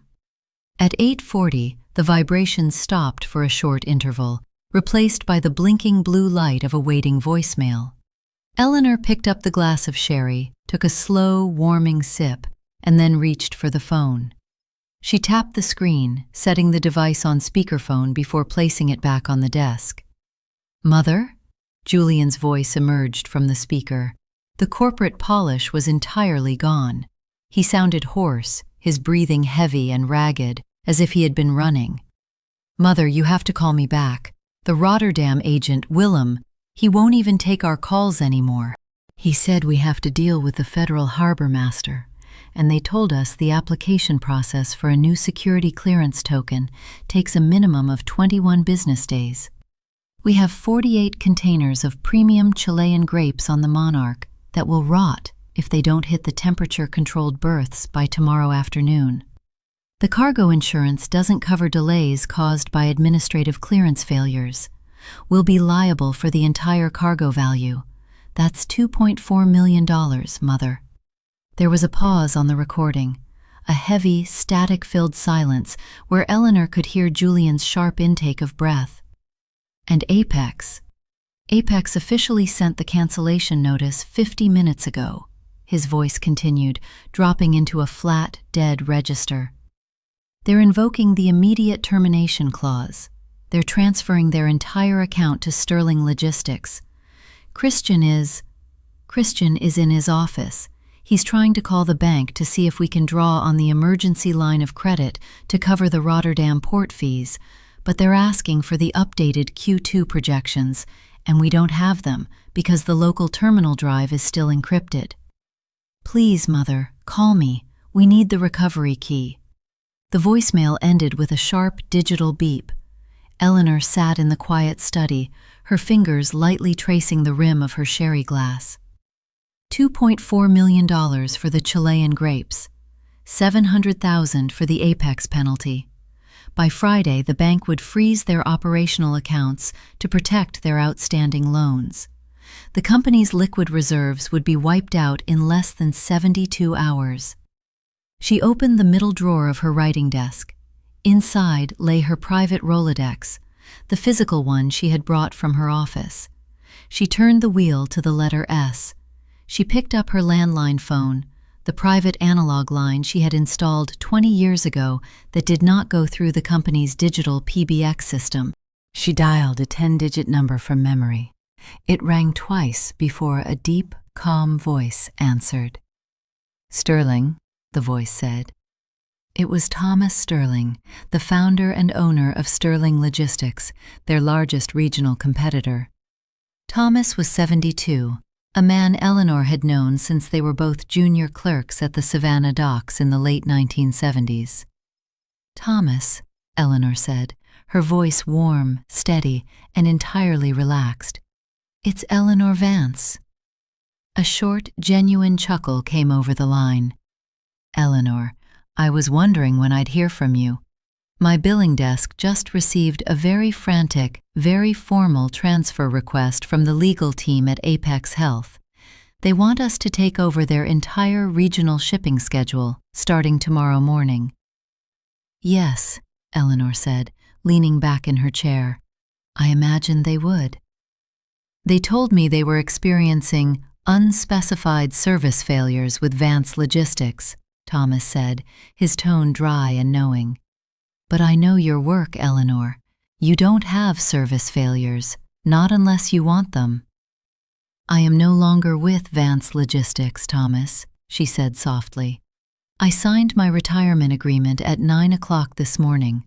Julian and Christian are handling the operations now." "Ah," Thomas said. There was a long, appreciative silence on the other end. "The boys, I see.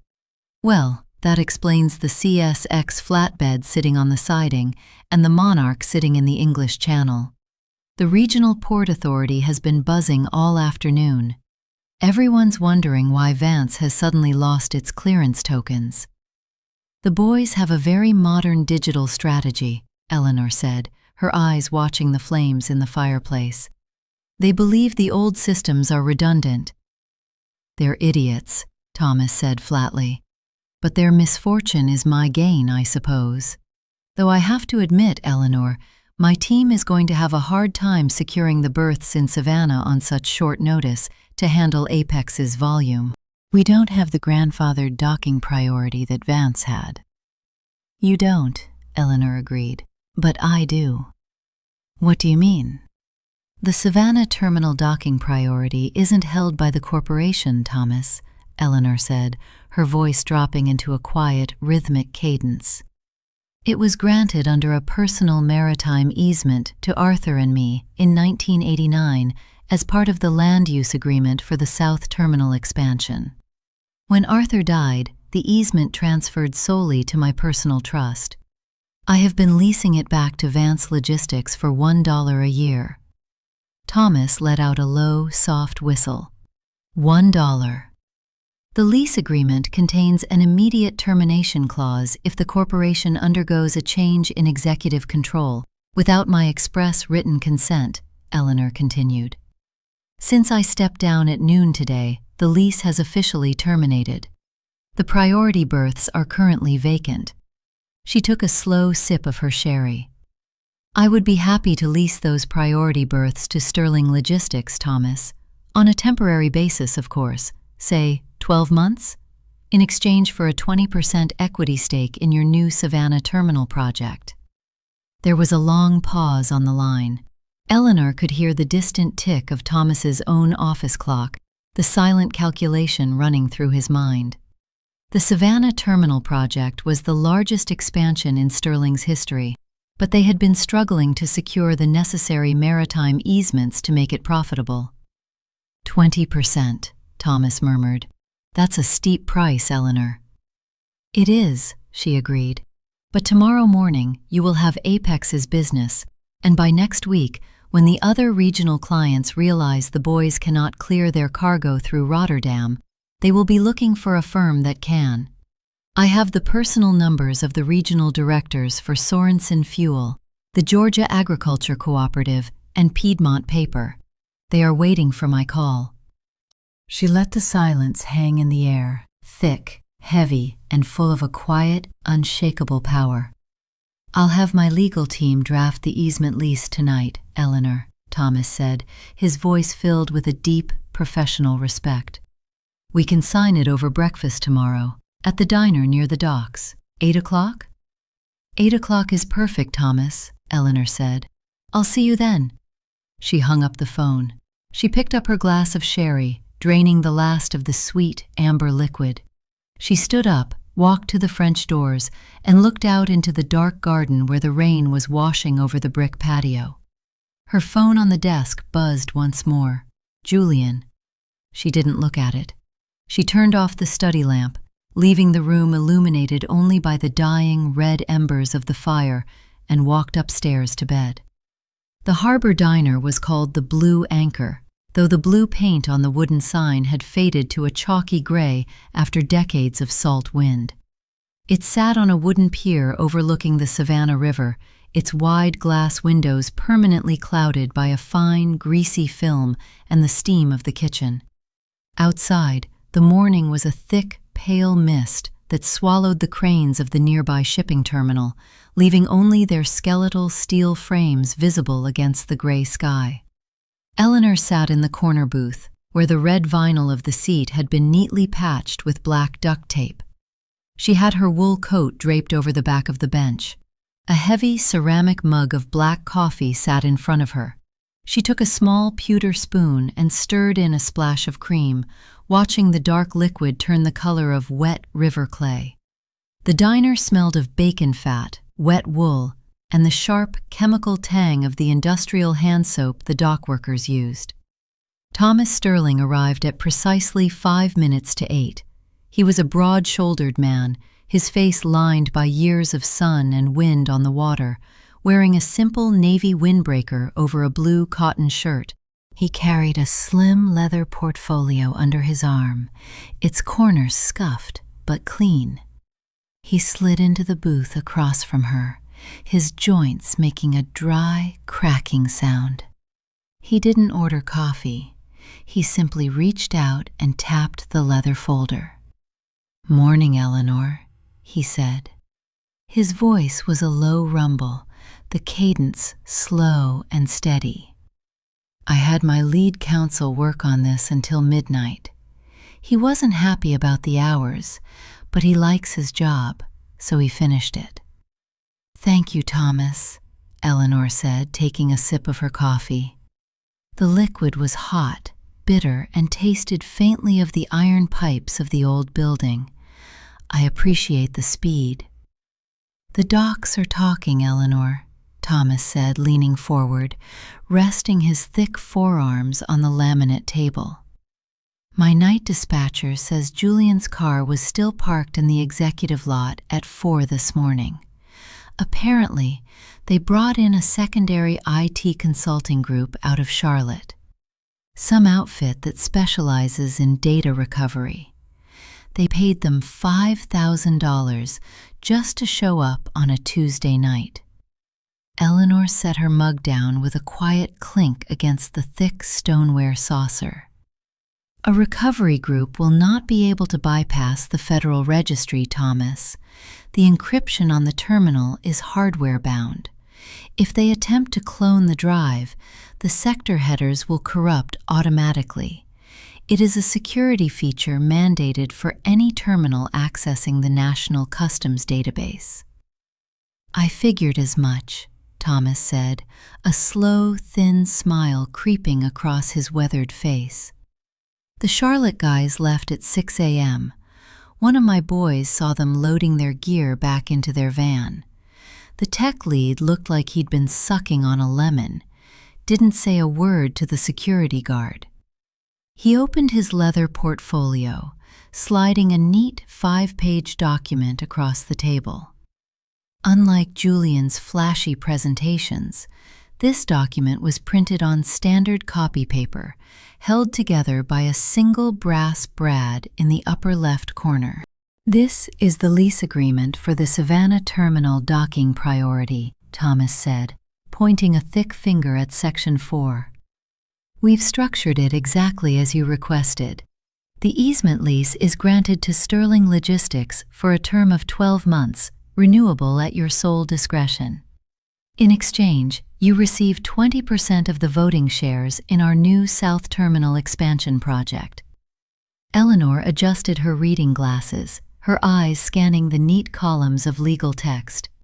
Her physical routine was methodical. She read every line, her finger tracing the margin, checking the definitions of executive control and operational termination. "There is one additional clause I would like to add, Thomas," she said, her voice remaining low and level. Thomas raised an eyebrow. "I thought we had a deal, Eleanor." "We do," she said, "but the boys are going to default on their bank loans by the end of the week. The corporate line of credit is secured by the physical fleet, specifically the 3 dry bulk carriers we purchased in 2019. The Vance Monarch, the Vance Empress, and the Vance Regent." She paused, taking her gold Waterman pen from her handbag. She did not unscrew the cap yet. She simply let it rest on the table between them, a small bar of polished gold in the gray morning light. "When the default occurs," Eleanor continued, "the bank's automated covenants will trigger a liquidation review. Under their current loan structure, the bank has the right to seize the vessels and sell them to recover the outstanding balance. The book value of those 3 ships is $12 million, but in a forced liquidation, the bank will accept $8 million just to clear the debt from their ledger." Thomas's eyes narrowed. He was a practical man. He understood the maritime market. $8 million for 3 modern bulk carriers is a steal, Eleanor. But Sterling doesn't have $8 million in liquid reserves right now. We've tied up our cash in the terminal expansion. "You don't need $8 million, Thomas," Eleanor said, her voice dropping to a whisper that was barely audible over the hum of the diner's refrigerator. "My private trust has $6 million in highly liquid federal bonds. I will personally finance 50% of the purchase price through a private loan to Sterling Logistics. In exchange, we will add a clause to this agreement giving Sterling the right of first refusal to purchase any seized Vance assets from the bank." She leaned back, her hands resting on her lap beneath the table. "You will acquire 3 modern cargo vessels for half their market value, financed by me, and I will hold a 50% mortgage on the ships, secured by their physical titles. The boys will be left with the office lease, the empty warehouse in Savannah, and the liability for the rotting grapes in Rotterdam." Thomas sat perfectly still for several seconds.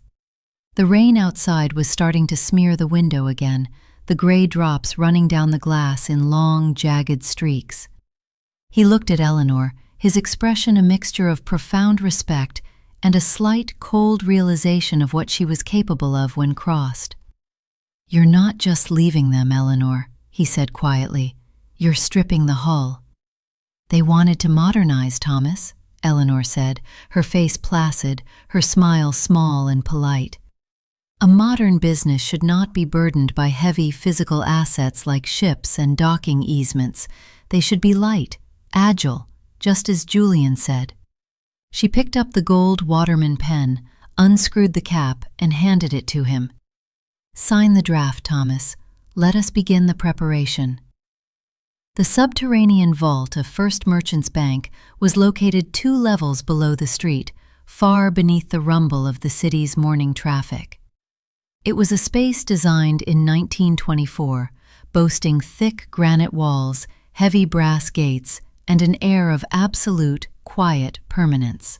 The air down here was cold, dry, and smelled faintly of copper polish, old paper, and the sterile chill of air conditioning. Gregory Chen, the senior vice president of private wealth management, stood beside Eleanor as the heavy steel gate clanged shut behind them. Gregory was a man of 50, always impeccably turned out in a tailored navy suit and thin-rimmed glasses. He had managed the Vance family trust since 2008, and he knew the exact layout of Eleanor's assets better than her own sons did. Today, however, Gregory's movements were slightly stiff. There was a faint, nervous twitch in his left cheek, and he kept adjusting the gold cufflink on his sleeve. "The board approved the physical inspection request immediately, Mrs. Vance," Gregory said, his voice dropping to a low, respectful murmur that bounced off the steel safe deposit boxes lining the walls from floor to ceiling. "We have the master key ready." "Thank you, Gregory," Eleanor said. She stood before box number 412. It was a large, double-wide steel drawer near the bottom row, its dark, metallic surface showing a few light scratches from decades of use. Gregory stepped forward, inserting the bank's long, brass master key into the left lock. Eleanor reached into her handbag and pulled out her own key, a small, heavy piece of polished steel with a square head. She inserted it into the right lock. "On 3, Gregory whispered. They turned their keys in unison. The mechanism let out a heavy double click, a deep, satisfying sound of tumbling brass gears.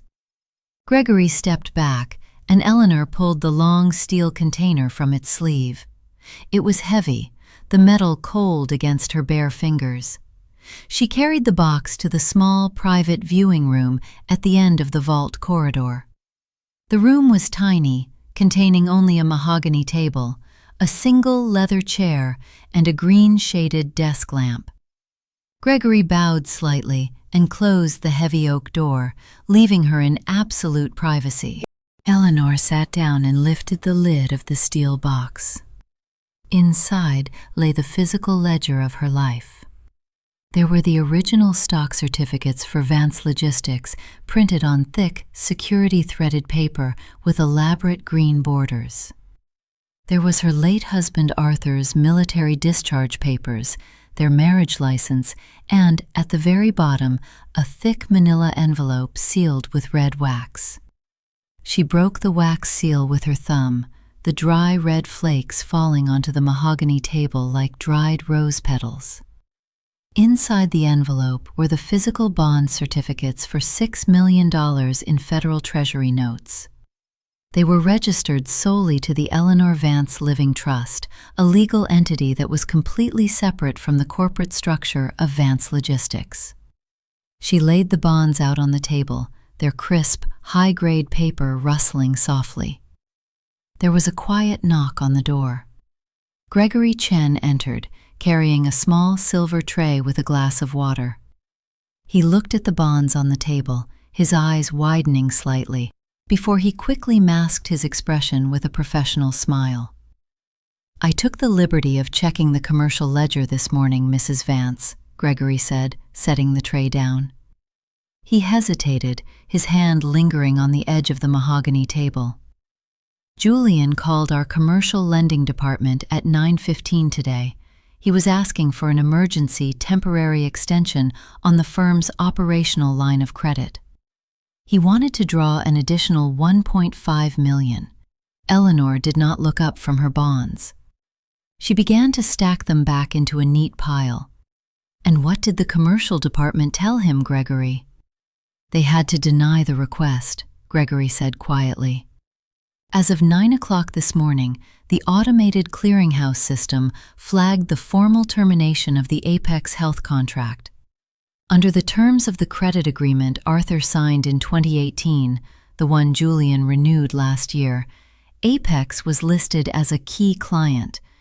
Their termination automatically triggers a recalculation of the borrowing base.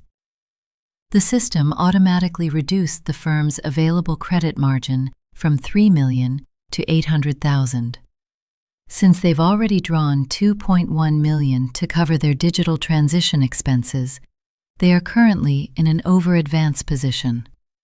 They owe the bank $1.3 million by Friday afternoon.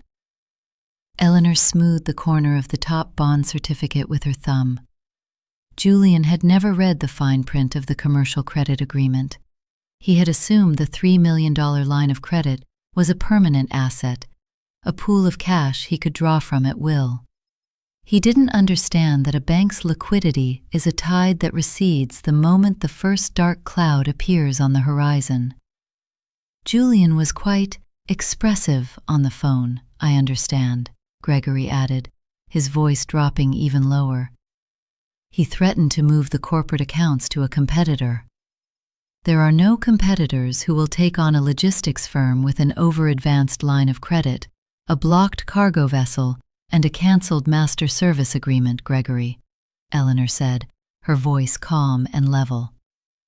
No, Gregory agreed, there are not. Eleanor took a deep breath, her hands resting on the stack of bonds. I want to liquidate these treasury notes immediately, Gregory. Transfer the entire $6 million into a new, restricted cash collateral account under my sole name. Gregory's breath caught. Liquidate them now? Mrs. Vance, the notes aren't scheduled to mature for another 6 months. The early redemption penalty will cost you nearly $42,000 in lost interest. Eleanor looked up at him, her eyes clear, steady, and entirely untroubled. $42,000 is a very small price to pay for liquidity, Gregory, she said. By Friday afternoon, when the bank's commercial division begins the default review on Vance Logistics, I want that $6 million ready to be deployed as a standby letter of credit for Sterling Logistics. Gregory stared at her for a long moment, the realization of her plans slowly dawning on him.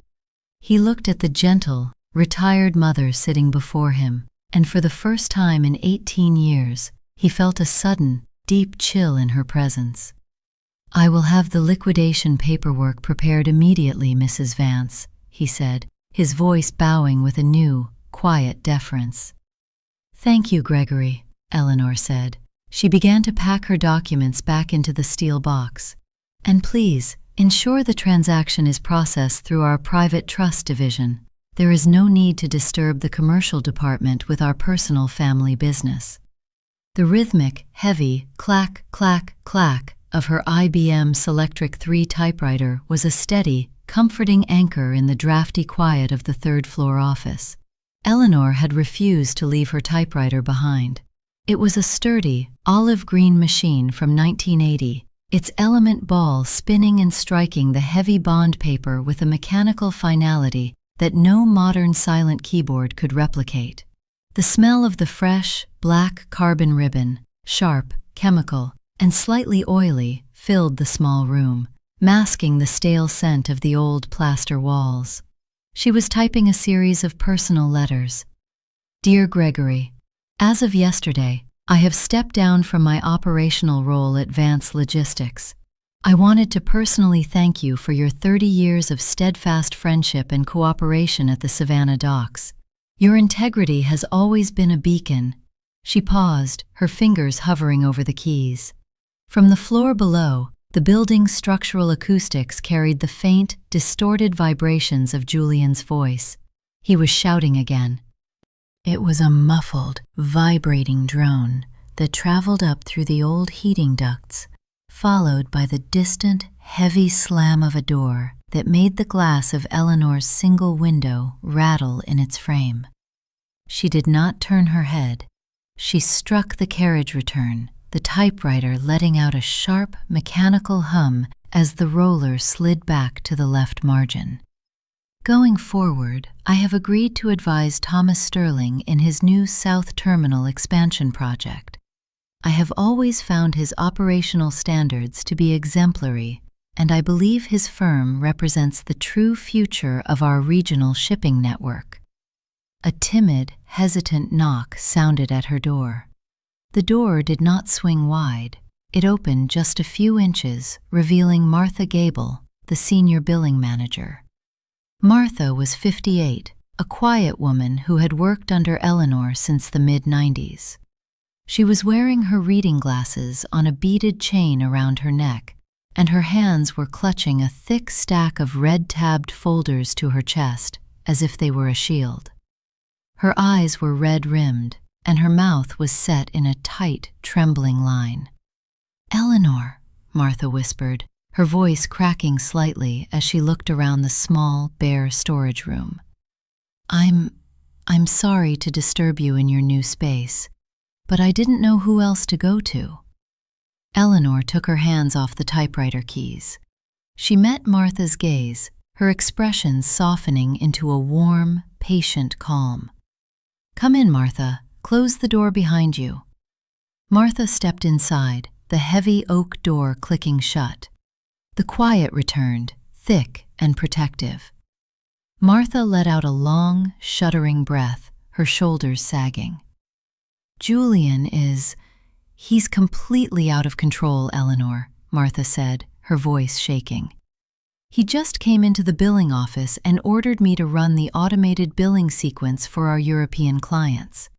The system won't execute because the Rotterdam Port Authority has placed a security hold on our corporate tax registry. Our bank accounts there are flagged." She stepped closer to the metal desk, her fingers tightening on her folders. "He told me to manually bypass the clearance flags on the server. I told him we can't do that. If we run a manual billing override while a port security hold is active, it invalidates our corporate Lloyd's of London bond insurance. If any of those cargo shipments are lost or damaged during the hold, we'll have zero coverage. We're talking about $6 million in active transit liability." "And what did Julian say to that, Martha?" Eleanor asked quietly. "He screamed at me," Martha whispered, a single tear escaping her eye and running down her cheek. "He told me he doesn't care about the bond insurance. He said the insurance is old-world thinking. He told me we need the cash flow to top up our operating account by Friday, or the bank is going to default our commercial line. He said if I don't press the manual override button by 3 o'clock, he'll find a billing manager who will, and I can pack my desk." Eleanor sat perfectly still. In her mind, the legal and financial parameters of the situation aligned with the cold, mathematical precision of a ledger. If Martha pressed that button without a formal, written authorization, she would be personally liable for any regulatory breach under the federal Sarbanes-Oxley guidelines. Julian, as the chief executive, would simply claim he had given a general directive to optimize billing, and that the billing manager had executed an unauthorized manual override. He would sacrifice Martha to save his own skin the moment the federal auditors arrived. But if Julian signed a physical, written instruction ordering the bypass, the corporate veil would vanish. The liability for the insurance breach would fall squarely on him as a corporate officer, exposing his personal assets, his house in Savannah, his yacht, his private investment portfolio, to the insurance syndicate's lawyers. Eleanor reached out, her hand gently covering Martha's cold, trembling knuckles. "Martha," she said, her voice dropping to a low, steady register that carried an immense, reassuring weight. "Do not press that button." But my job, Eleanor," Martha sobbed. "My pension. I only have 2 years left until I'm fully vested." "You will not lose your pension, Martha," Eleanor said, her eyes fixed on her old friend's face. "I want you to walk back down to the billing office. You will tell Julian that you are prepared to execute the override, but under the terms of the Corporate Compliance Manual, you require his signed physical authorization. A formal written memo on corporate letterhead instructing you to bypass the Rotterdam port flags." Martha blinked, wiping her cheek. "A signed memo? He'll never sign that. He knows what the liability is." "He doesn't know," Eleanor said, a small, cold smile touching her lips. "Julian has never read the Corporate Compliance Manual. He thinks it is a redundant booklet we printed to satisfy the auditors. He will sign it because he is desperate and because he believes his signature on a piece of paper is a display of executive authority." She squeezed Martha's hand. "Once he signs it, you will make 2 copies. You will put one in your purse and you will bring the other one up to me. If he refuses to sign it and terminates your employment, you will walk out of the building immediately. My personal trust has already established a new administrative consulting firm under my sole name. You will be hired tomorrow morning as our Senior Director of Compliance at a 20% salary increase with your pension fully grandfathered under my private trust." Martha stared at her, her breath catching. The sheer scale of Eleanor's preparation, the silent, invisible fortress she had built around herself and her loyal staff, was suddenly laid bare. "Eleanor," Martha whispered. "Go, Martha," Eleanor said softly, her fingers returning to the typewriter keys. "Get his signature." The afternoon sun was a low, smoldering orange, slicing through the dusty, high-set window of the third-floor office. It cast long, sharp amber slats across the gray linoleum floor, highlighting the fine layer of dust that had settled on the unused filing cabinets in the corner. Eleanor sat at her desk, her hands folded neatly over the cold metal of her typewriter's carriage.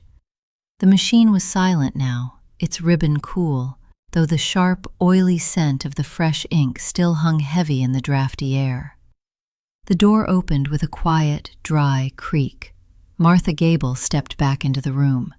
She looked exhausted, her face pale under the orange light, but her jaw was set with a tight, quiet resolve that Eleanor had rarely seen in her during her 22 years in the billing department. Without a word, Martha walked to the desk and laid a single, crisp sheet of corporate letterhead onto the green blotter. It was a formal memo. To Martha Gable, Billing Department. From Julian Vance, Co-Chief Executive Officer. Date, June 7, 2026. Subject, Immediate Manual Billing Override. You are hereby directed to manually bypass the Rotterdam port security flags on the enterprise server and execute the quarterly billing run for our European maritime clients immediately. This instruction is absolute and overrides all standard operational compliance guidelines. At the bottom of the page, in thick, dark blue ink, was Julian's bold, aggressive signature.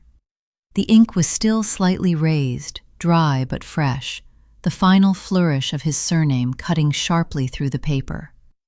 "He signed it," Martha said, her voice a low, steady whisper. "He didn't even read the compliance header. He just grabbed the pen, wrote his name, and said, 'There's your paper, Martha. Now run the damn program or get out of my building.'" Eleanor reached out, her gloved fingers picking up the paper. She held it to the fading light, verifying the signature and the corporate seal. "Did you execute the override, Martha?" Eleanor asked. "I did," Martha said, her eyes fixed on Eleanor's face. The moment I entered the bypass code, the server attempted to route the transactions through our clearing account in Rotterdam. But because the Lloyd's of London bond insurance registry hadn't been updated with our new security keys, the European banking portal flagged the transfer as an unhedged operational liability. The portal automatically suspended our merchant clearance ID. Martha let out a short, hollow breath. The entire European billing network is locked, Eleanor. None of the invoices went through. And because the system registered a security override breach, the bank's automated risk department has flagged our local operating account for a compliance review. Julian doesn't know yet. He's in his office, drinking scotch with the lawyers, thinking he just saved the quarter. Eleanor folded the memo neatly into thirds, her movements slow, precise, and entirely unhurried. She slid the paper into the interior pocket of her leather handbag, right next to the small gray USB drive. "You did very well, Martha," Eleanor said softly. "Now, I want you to log off your terminal, gather your coat, and go home. Do not answer your cell phone tonight if Julian or Christian call. If they send an email to your corporate account, do not open it." "What are they going to do tomorrow morning when the bank flags are still active?" Martha asked, her hand moving to touch the beaded chain of her reading glasses. "Tomorrow morning, they will have to explain to the commercial lending department why they executed an unauthorized security override that triggered a merchant clearance freeze," Eleanor said. "The bank will have no choice but to accelerate the default review. It is a standard risk mitigation protocol." She stood up, taking her wool coat from the back of the chair and sliding her arms into the heavy, tailored fabric. "Go home, Martha. Your employment contract with my private consulting firm is already being drafted. I will have it ready for your signature over lunch tomorrow." Martha nodded, a look of profound, quiet relief washing over her face. "Thank you, Eleanor. Good night." "Good night, Martha." The door clicked shut, and Eleanor was alone once more in the fading orange light of the room. She walked to the window, looking down into the narrow, brick-paved courtyard below. The rain had stopped, but the brickwork was still black and gleaming with moisture. Through the thin floorboards beneath her feet, she heard a sudden, sharp vibration. It was the sound of a heavy door slamming on the second floor, followed by the rapid, echoing stamp of leather soles on the concrete stairs. "What do you mean they won't unload?" Christian's voice rose through the ventilation duct, jagged, high-pitched, and vibrating with an intense, rising panic. He was standing on the landing of the service stairs, his cell phone pressed to his ear. "Sorensen has been our fuel supplier for 30 years, Christian yelled, his voice echoing off the concrete walls of the stairwell. "We have a net 30 billing agreement. We don't do cash on delivery." There was a pause, a heavy silence in the ductwork as Christian listened to the person on the other end of the line. "The bank rejected the pre-authorization query?" Christian's voice cracked, dropping into a hoarse, desperate whisper. But we have a $3 million line of credit. How can the query bounce? We just need 90,000 gallons of diesel for the Savannah local delivery fleet. If the trucks don't have fuel by 6 a.m. tomorrow, we can't make the domestic run for the retail clients. We'll lose the entire regional distribution network." He let out a sharp, ragged breath. No, don't cancel the dispatch. Let me call Julian. Let me see if we can wire the money from our personal accounts. Just hold the barges at the depot, please." Eleanor stood by the window, her hands resting lightly on her leather handbag. She calculated the fuel usage rate. The local delivery fleet had exactly 12 hours of diesel left in their auxiliary tanks. The terminal's backup generators, which kept the climate-controlled warehouses in Savannah running, had about 18 hours of fuel. If Sorensen's barges did not unload by midnight, the warehouse temperature would begin to rise by tomorrow morning. The perishable seafood shipments for their high-end restaurant clients in Atlanta would begin to spoil by noon. She had the personal home number of Sorensen's dispatch manager, Richard, in her black notebook. She knew that Richard's wife had just finished her chemotherapy treatments, and that Eleanor had personally sent a basket of fresh peaches from her orchard to their house last week. If Eleanor called Richard now, the barges would unload. One phone call would clear the hold. She reached into her handbag, her fingers brushing the smooth leather of her notebook. Then she drew her hand back. She closed her bag, the brass clasp clicking shut with a heavy metallic finality. Let them wire the money from their personal accounts, she thought. She turned off her desk lamp, leaving the small third-floor office in the quiet, gathering shadows of the evening, and walked toward the service elevator.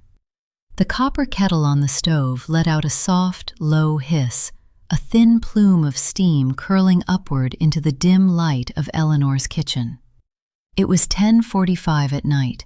The house was entirely silent, wrapped in the cold, dark embrace of the Georgia pines that lined her property. She stood at the counter, her hands wrapped in a linen towel as she lifted the kettle and poured the boiling water over a handful of dried chamomile flowers in her small stoneware teapot. The sweet, apple-like fragrance of the herbs bloomed immediately, a warm, soothing scent that seemed to push back the chill of the slate floor. Across the room, on the mahogany sideboard, her personal mobile phone vibrated once more. It was the 23rd time it had buzzed since she had walked through her front door at 6 o'clock. She didn't look at the screen. She didn't need to. She knew the sequence of the callers by heart now. 3 calls from Julian, 2 from Christian, 1 from the night dispatcher at the Savannah Yard, and then the cycle would repeat. She carried her teacup and the small stoneware pot into her study, her wool slippers making a soft, whispering sound on the hardwood floor.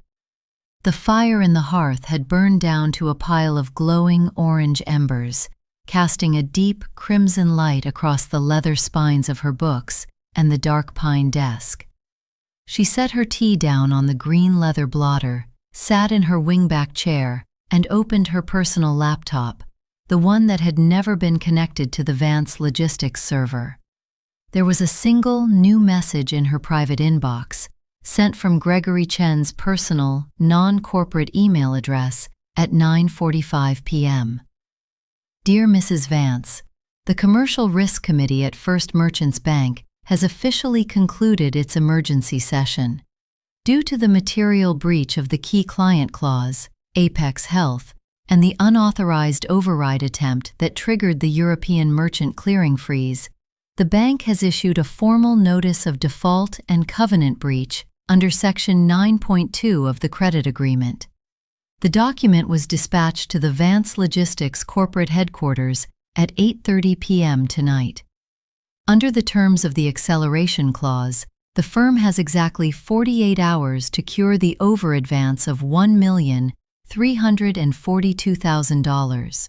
If the cure is not executed by Friday at 5 o'clock p.m., the bank will initiate the immediate seizure of the collateral assets, specifically the maritime transport vessels Vance Monarch, Vance Empress, and Vance Regent.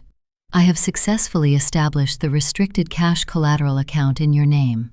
The standby letter of credit for $6 million is fully funded, active, and prepared to back Sterling Logistics' bid the moment the private liquidation auction is initiated on Monday morning. Please let me know if you require any further adjustments. Sincerely, Gregory Chen. Eleanor read the email twice, her expression placid, her fingers lightly resting on the warm ceramic of her teacup. 48 hours. The clock was officially running. Julian and Christian had no way of raising $1.3 million in liquid cash by Friday afternoon. The corporate cash flow was completely frozen due to the European merchant clearing lock. Their personal portfolios were heavily leveraged, tied up in speculative commercial real estate projects in Atlanta and the luxury beach house they had purchased in Hilton Head last year. They did have trust funds, of course, the ones Arthur had established for them when they turned 21. But those trusts were governed by a strict spendthrift clause. Under the terms of Arthur's will, neither boy could execute a principal withdrawal exceeding $50,000 without the express, written authorization of the sole trustee. And Eleanor was the sole trustee. They had spent the last 5 years treating her like a decorative fixture in her own office, a piece of old furniture that came with the building, but they had forgotten that every single brick of their financial lives was anchored to her signature. They only appreciated the water when the well ran dry, but they had never bothered to look down the shaft to see who actually held the rope. She took a slow, warming sip of her chamomile tea, her eyes drifting to the window. Outside, the rain had started again, a gentle, steady patter against the French doors that sounded like 1,000 tiny fingers tapping on the glass. Tomorrow morning, the boys would receive the formal default notice. They would realize that the automated digital system they had trusted to run the business had no safety net. They would realize that the bank was not their friend, and that the corporate world they had tried so hard to impress did not care about their tailored suits or their modern presentations. And then, she knew, they would come to her. Not with demands this time, but with pleas. They would cross the final line, trying to use her motherhood as a resource to patch the hull of their sinking ship. She set her cup down on the blotter, the porcelain clicking softly against the leather. She turned off the laptop, closing the lid with a gentle, decisive slide. The study plunged into the warm red twilight of the hearth's dying embers. Let them come, she thought. The preparation was complete. The silver egg spoon had a mother-of-pearl handle, cool and smooth against Eleanor's thumb. She used the edge of the spoon to tap the top of her soft-boiled egg, a clean, rhythmic clink, clink, clink that cracked the pale shell in a perfect circle. It was 7:45 on Friday morning. The mist outside was so thick it touched the glass of the breakfast room windows, turning the pine trees into dark, ghostly shapes in the white air. The only sound in the house was the quiet hum of the refrigerator and the gentle tink of the silver spoon as she peeled away a tiny piece of warm shell. Then came the crunch of gravel. It wasn't Frank's slow, respectful crawl up the driveway. It was the heavy, aggressive grind of wide tires moving too fast, followed by the sharp, metallic screech of brakes on the wet stone. Eleanor did not look up from her egg. She carefully scooped out a small portion of the warm yolk, placing it on her tongue.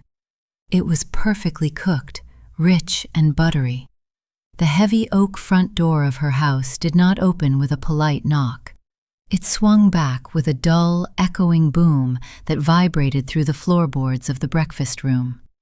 Heavy, hurried footsteps trampled over the Persian rug in the foyer, the wet leather of their shoes squeaking loudly against the hardwood. Julian and Christian entered the room without an invitation. They looked like men who had been awake for 48 hours in a room with no windows. Julian had discarded his suit jacket.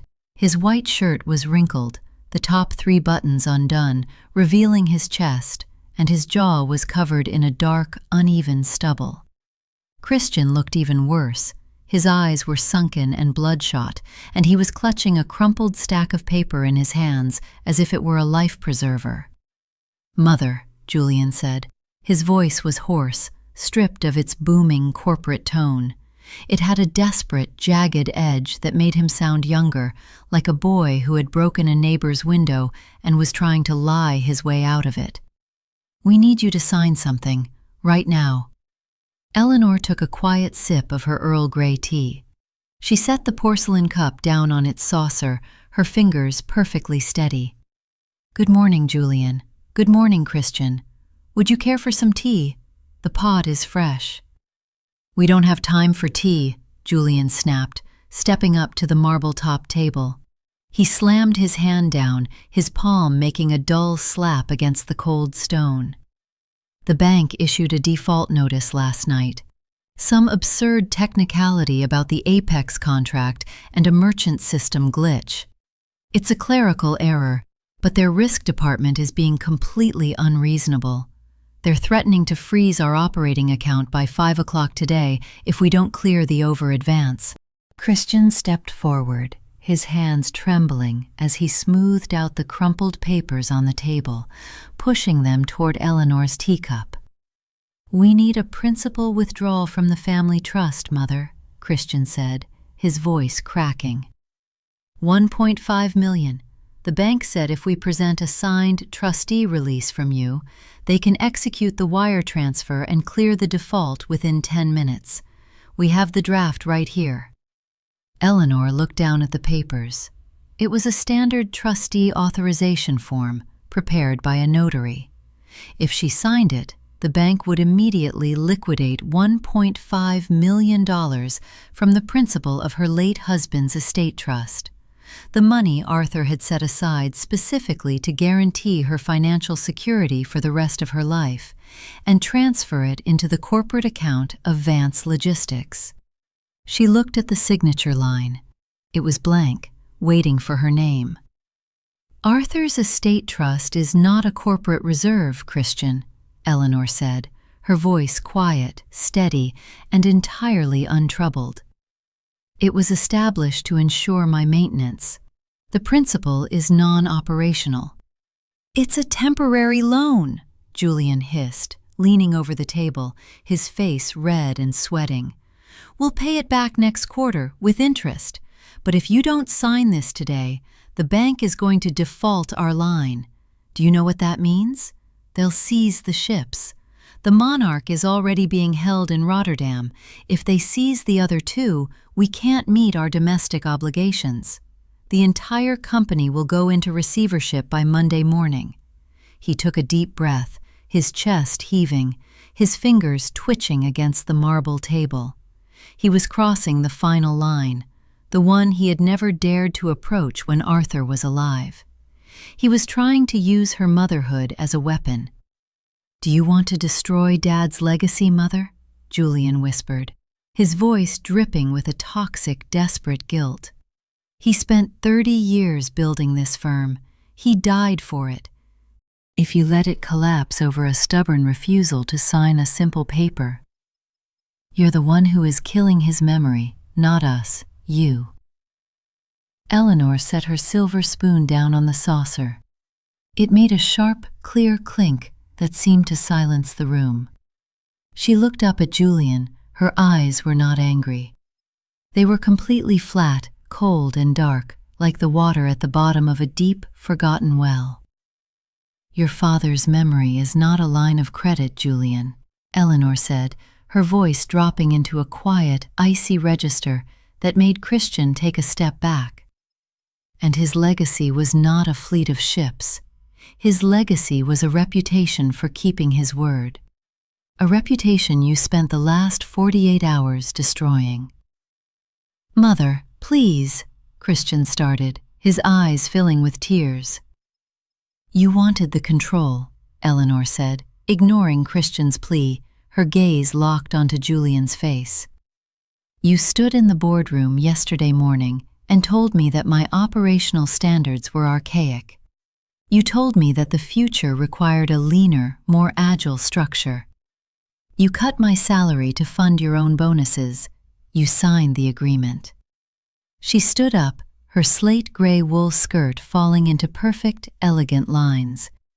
She stood taller than both of them, her posture perfectly straight. "The agreement you signed officially revoked my operational and financial authority," she said, her voice echoing in the quiet breakfast room. "I am a retired advisor. I do not sign corporate loan authorizations. I do not co-sign operational lines of credit, and I do not liquidate my personal trust to pay for your arrogance." Julian stared at her, his jaw working, his knuckles white as he gripped the edge of the marble table. "If you don't sign this, we're finished. We lose everything." "Then you should begin packing your offices," Eleanor said softly. "The third-floor corner suite is very drafty this time of year." She reached out, picked up her porcelain cup of tea, and walked out of the breakfast room, leaving her two sons standing in the white, cold morning light, staring at the blank signature line on the crumpled papers. The silence that Eleanor left in the breakfast room was heavier than any sound. It was a cold, thick absence, a vacuum where Julian's frantic rage and Christian's desperate pleas had just been.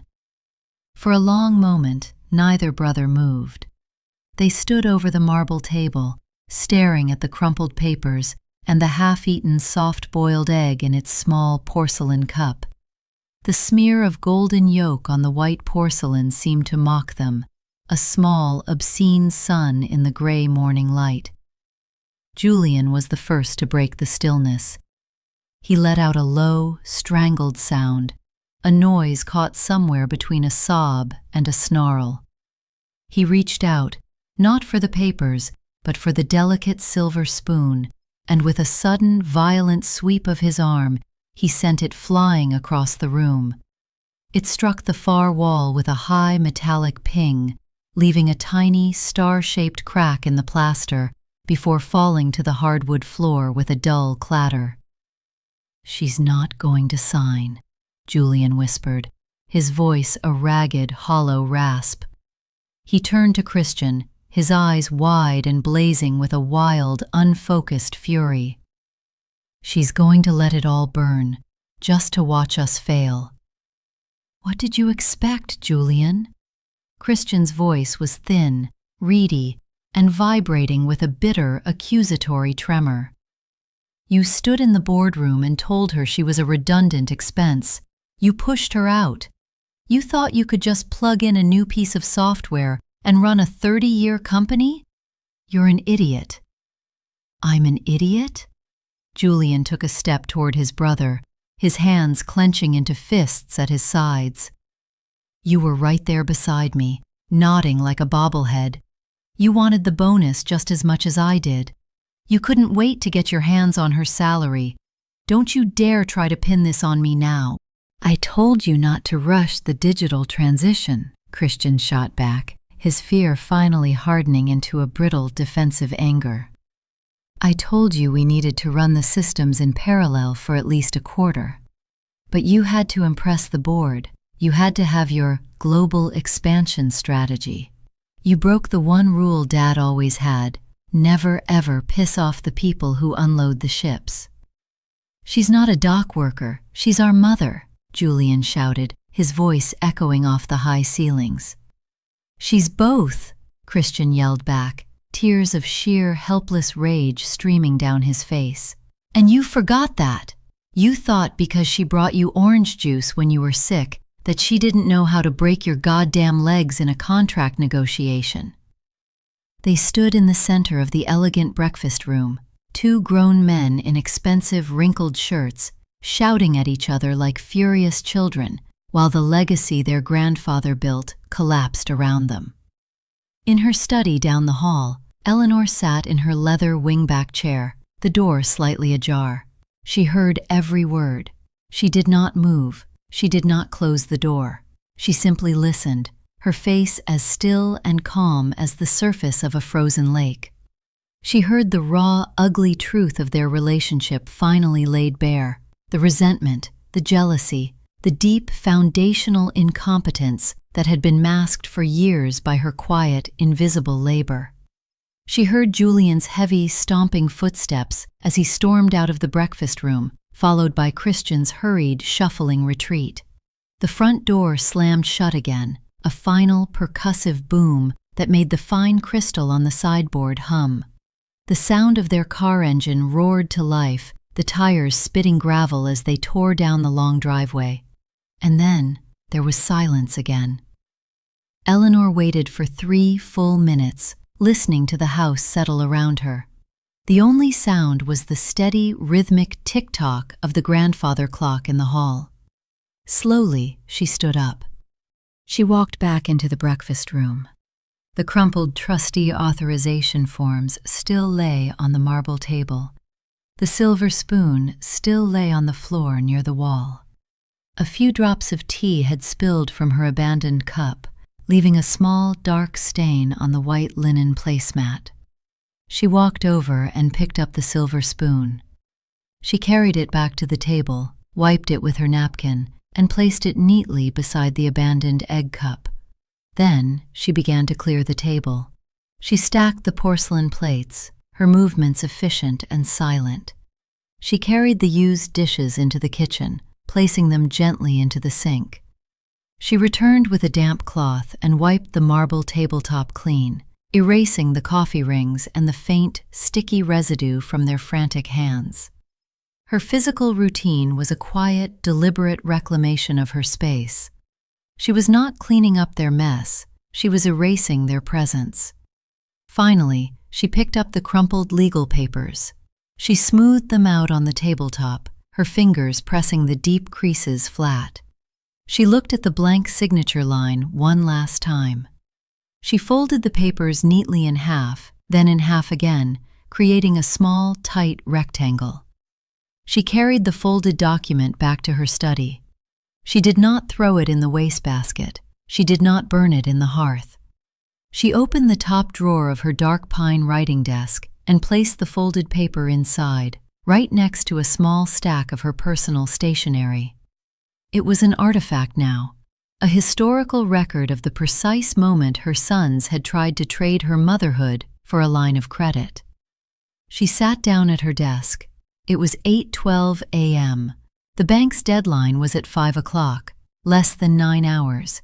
The clock was ticking, and there was nothing more for her to do. The silver shears made a clean, wet snip as Eleanor cut the stem of a pale pink rose at a sharp 45-degree angle. It was 4:45 on Friday afternoon. The study smelled of rain, damp earth, and the sharp, clean fragrance of the fresh roses she had gathered from her garden during a brief break in the morning mist. She stood by her mahogany writing desk, carefully trimming the dark green leaves from the lower stems before placing each rose into a heavy, cut crystal vase filled with cold water. Beside her, on the corner of the green leather blotter, her personal mobile phone began to vibrate again. Hum. The screen lit up with Julian's name. A second later, the blue light faded, replaced by the preview of a text message. "Mother, please, we are at the bank. Gregory Chen won't even see us without you. We will restore your full salary. We'll give you a permanent seat on the executive committee with full veto power over all operational decisions. Just call Gregory and authorize the bridge loan. We only have 15 minutes before the wire desk closes. Please." Eleanor did not pick up the phone. She picked up another rose, a tight, creamy white bud, and used her shears to remove a single, bruised outer petal. Even if she wanted to sign, it was already too late. Julian's business education had apparently failed to teach him the physical mechanics of banking operations. The wire desk at First Merchants Bank closed its same-day domestic settlement window at 4:30 p.m. Any transaction executed now would not clear until Monday morning. The bank's risk algorithm did not care about executive committee seats, nor did it pause for desperate family negotiations. The automated default sequence had already been queued in the system's back end. At exactly 5 o'clock, the flag would flip from active to defaulted. She carefully positioned the white rose in the center of the crystal vase, balancing it against the pale pink buds. Tick-tock, tick-tock.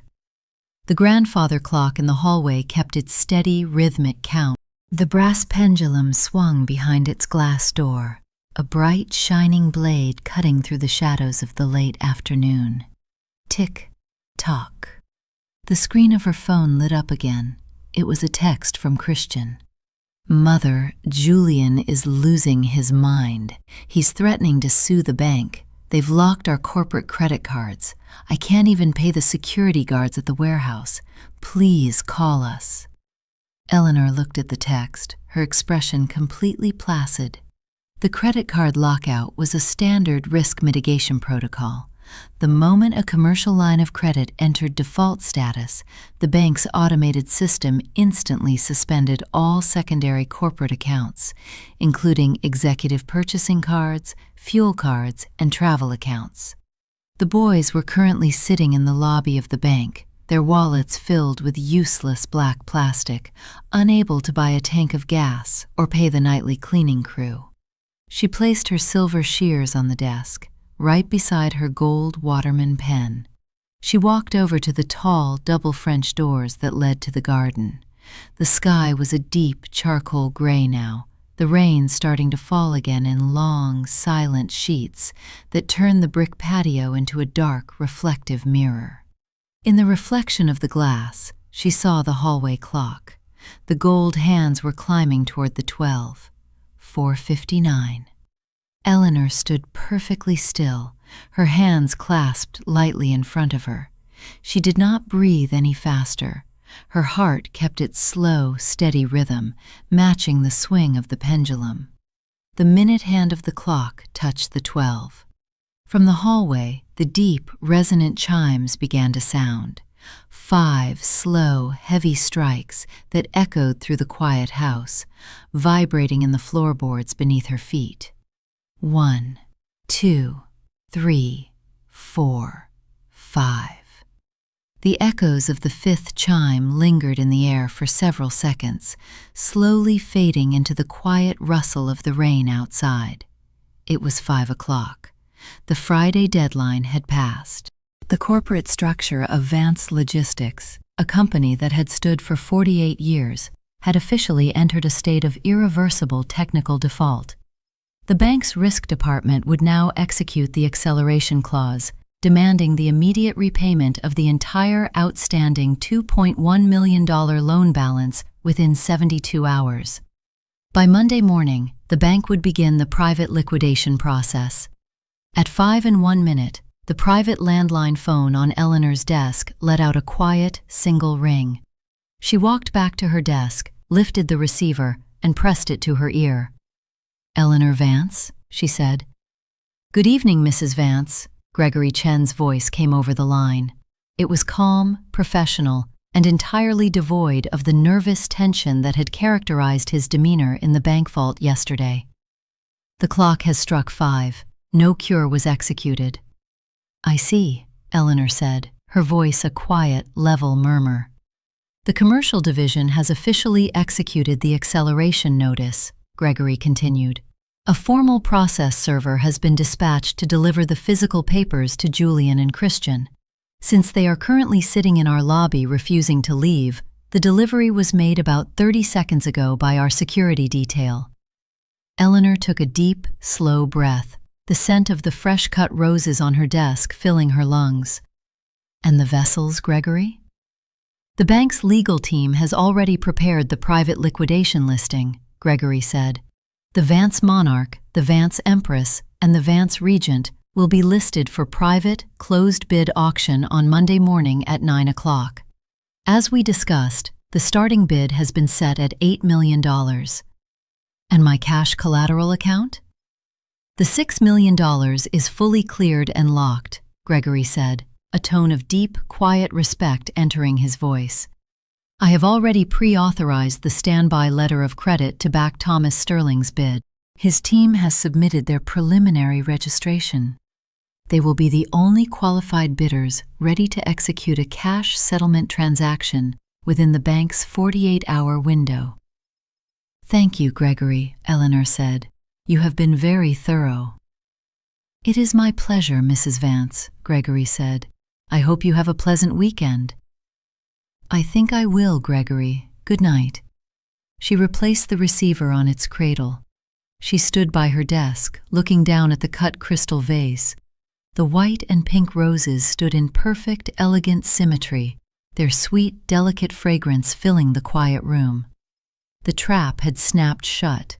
The physical assets of her late husband's company, the ships, the docking rights, the operational core, were now poised to slide silently into her hands, leaving her sons with nothing but an empty glass-walled office and a mountain of personal liabilities. She picked up her cup of chamomile tea, took a slow, satisfying sip, and sat down in her chair to read her book in the quiet, gathering dark. The fog over the Savannah River was so dense on Saturday morning that the yellow warning lights on the cargo cranes looked like faint amber smudges in the white air. Every few minutes, the low, mournful drone of a container ship's foghorn rolled across the water, a deep vibration that rattled the small, salt-filmed window of the Blue Anchor diner. Eleanor sat in her corner booth, her wool coat folded neatly beside her. A fresh cup of chicory coffee steamed in front of her, its dark, rich aroma mixing with the smell of frying potatoes and grease from the diner's kitchen. Martha Gable sat across from her. She looked years younger than she had the previous afternoon. Her hair was tied back in a neat, simple clip, and she wore a soft knit sweater instead of her stiff corporate wool. On the laminate table between them lay a 2-page document printed on heavy, cream-colored linen paper. It was an employment agreement for Vance Sterling Advisory Partners, a private administrative consulting firm registered to Eleanor's personal trust. "The terms are exactly as we discussed, Martha," Eleanor said, her voice a quiet, soothing murmur over the hum of the diner's refrigerator. "Your salary is grandfathered with a 20% increase. Your pension contribution will be fully funded under my private trust, starting on Monday morning." Martha picked up Eleanor's gold Waterman fountain pen, her hand steady as she signed her name on the signature line. The gold nib glided silently over the textured linen paper. "Thank you, Eleanor," Martha whispered, sliding the paper and the pen back across the table. "You have no idea what it was like at the office this morning. I had to go back to retrieve my personal planner from my desk."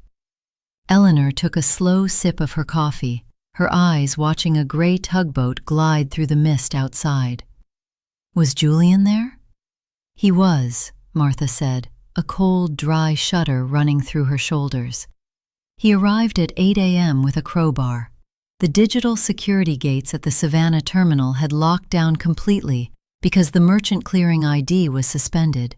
He tried to manually force the warehouse entrance gate. He ended up triggering the silent security alarm. The local police and 3 fire engines arrived. It was a circus." Martha let out a short, bitter laugh. "The police chief told Julian he was violating municipal fire codes by trying to bypass the automated safety locks. They issued a $3,000 citation. Julian tried to pay it with his corporate card, but it was declined. He ended up screaming at the officer until Christian arrived and dragged him away. Christian tried to write a personal check to the towing company that was blocking the gate, but the driver refused to accept it. He said he had direct orders from Sorensen Fuel to only accept certified bank drafts from Vance Logistics." Eleanor set her coffee cup down with a quiet clink. She knew the terminal's security system was set to automatically roll back to its default, federal clearance state if the corporate API was offline for more than 12 hours. Without her biometric key and her registered security profile, the gates were nothing more than 3-inch thick steel barriers. "And the climate-controlled warehouses?" Eleanor asked. "The backup generators ran out of diesel at 6 o'clock this morning," Martha said, her voice dropping to a low, quiet register. "Without Sorensen's barges, there was no fuel to top up the auxiliary tanks. The temperature in the cold storage bays has already risen to 62 degrees. The entire shipment of South American seafood for the Atlanta accounts is spoiled. The smell of rotting shrimp was already drifting out of the loading bays when I left." Eleanor calculated the exact cost of the spoilage. The South American cooperative contract carried a strict product liability clause. If the cold chain was broken for more than 4 hours, Vance Logistics was liable for the full retail value of the cargo, plus a 20% disposal penalty. That was another $480,000 in liabilities added to the bank's default claim. "Are the billing clerks still in the office?" Eleanor asked. "No," Martha said, shaking her head. 3 of them resigned this morning after Julian tried to order them to manually input the European client data on his personal laptop. They told him they weren't going to violate federal privacy laws for a company that couldn't even guarantee their next payroll. By noon today, the entire administrative staff will have walked out. "Yes," Eleanor said, her smile small, polite, and entirely placid. "I imagined they would."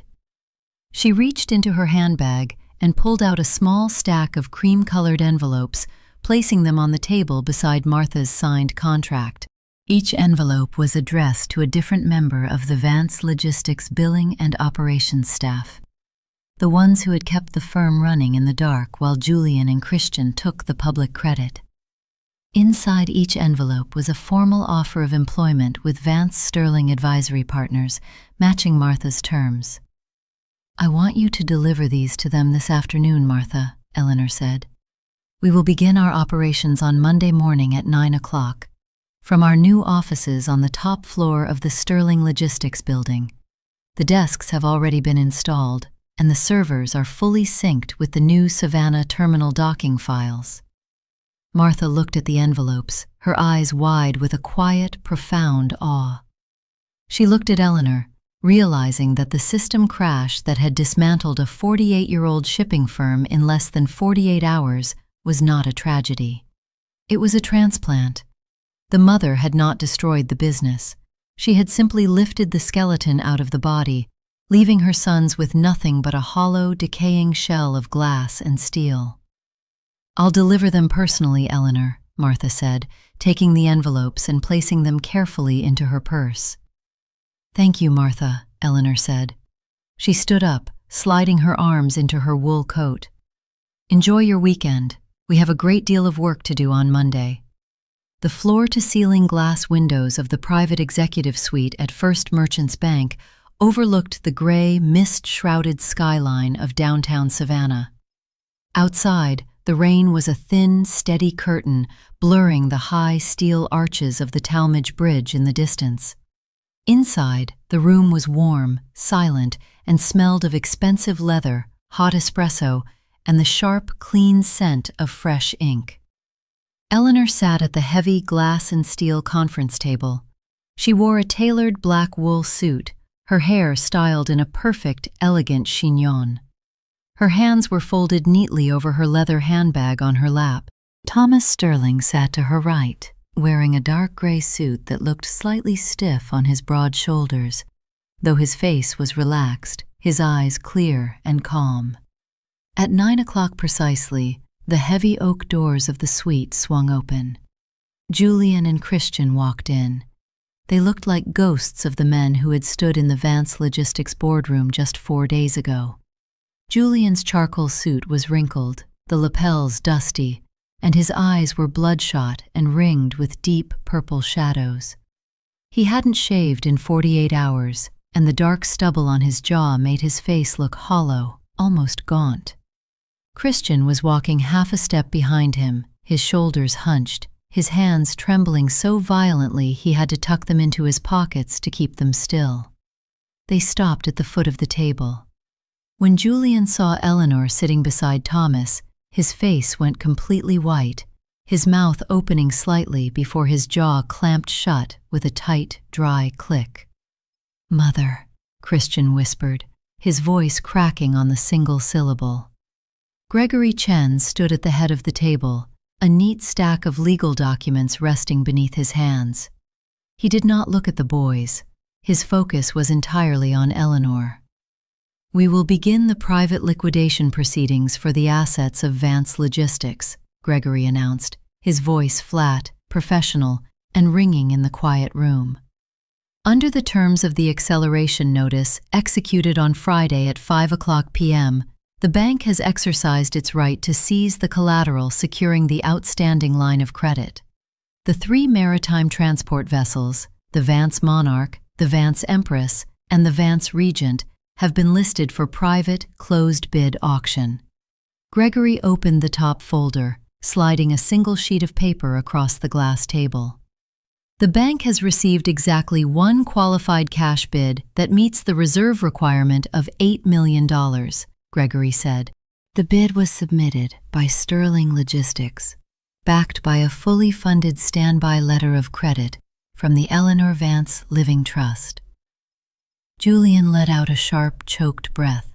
He took a step toward the table, his fingers clawing at the back of an empty leather chair. "Mother, you bought our ships?" "No, Julian," Eleanor said. Her voice was quiet, steady, and entirely free of malice. "Thomas bought the ships. I simply provided the liquidity." But the company," Christian gasped, his eyes wide and frantic as he looked from Eleanor to Thomas. "What about the regional distribution network? What about the local delivery fleet?" "The local delivery fleet has been grounded since Saturday morning due to lack of fuel," Thomas Sterling said, his low, dry voice cutting through Christian's panic. "And as of 8 o'clock this morning, the Georgia Agriculture Cooperative, Sorensen Fuel, and Piedmont Paper have officially transferred their shipping accounts to Sterling Logistics. Their representatives signed the master service agreements at our new offices." Thomas looked at Julian, his eyes cold and untroubled. "Your staff has also transitioned. Martha Gable and 14 of your senior logistics coordinators began their employment with our new advisory partnership at 9:15 today. Your offices on the second floor are currently empty." Julian stared at his mother. The raw, devastating truth of what had occurred finally broke through his exhaustion. He realized that she hadn't just stood by and let them fail. She had systematically, silently, and legally extracted the entire operational spine of the company from beneath them, leaving them with nothing but a hollow, decaying shell of liabilities. "The office lease, Mother," Julian whispered, his voice trembling. "The lease on the building. It has 7 years remaining. It's $60,000 a month." "Yes," Eleanor said, her smile small, polite, and entirely placid. "And as the co-CEOs of Vance Logistics, you and Christian personally guaranteed that lease when you restructured the corporate charter last year. I'm afraid the landlord will expect the payments to be made on the 1st of every month." Christian let out a soft, whimpering sound, sinking into one of the leather chairs at the foot of the table. He buried his face in his hands, his shoulders shaking as the reality of their complete, personal financial ruin settled over him. They would have to liquidate their real estate in Atlanta and Hilton Head just to keep the landlords and the South American Cooperative's lawyers from seizing their personal bank accounts. Julian did not sit. He stood frozen, his eyes fixed on Eleanor's face, looking for some spark of maternal pity, some lingering warmth of the woman who had spent 30 years quietly serving their ambition. There was nothing. Her face was a perfect, elegant mask of professional detachment. She had accepted their forced retirement with a smile, and she had taken the entire client network with her in 48 hours. Gregory Chen picked up a heavy black fountain pen and slid the transfer deeds across the glass table to Thomas Sterling.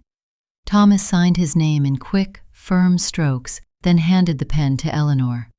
She unscrewed the cap of her gold Waterman pen. She signed her name on the trust authorization lines, 3 perfect, flowing signatures that finalized the transfer of the $6 million. She screwed the cap back onto her pen, the threads clicking into place with a quiet, satisfying snap.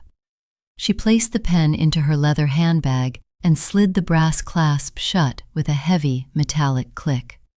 She stood up, smoothing the front of her black wool jacket. "Thank you, Gregory," Eleanor said, offering the banker a warm, polite nod. "Thomas, shall we go? We have a 9:30 meeting with the regional port director." "Of course, Eleanor," Thomas said, standing up and closing his portfolio. Eleanor walked toward the exit. As she passed her sons, she stopped for a brief, quiet second. She reached out and patted Christian's hunched shoulder, her gloved hand resting on his wrinkled sleeve with the light, gentle touch. "Eat some breakfast, Christian," she said softly, her voice carrying the same calm, motherly tone she had used when he was a boy. "You look terribly tired." She did not look at Julian. She walked past him, her shoulder brushing his sleeve so lightly it barely registered, and stepped out of the boardroom into the bright, clean light of the corridor, leaving her sons behind in the quiet, suffocated ruins of their inheritance. The fire in the hearth of Eleanor's study had burned down to a quiet, steady amber glow, casting soft, warm light across the dark walnut bookshelves. It was 6:30 on Monday evening.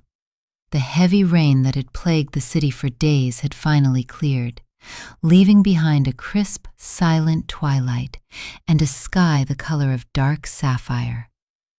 Eleanor sat at her writing desk, her hands resting on the cool leather of her personal journal.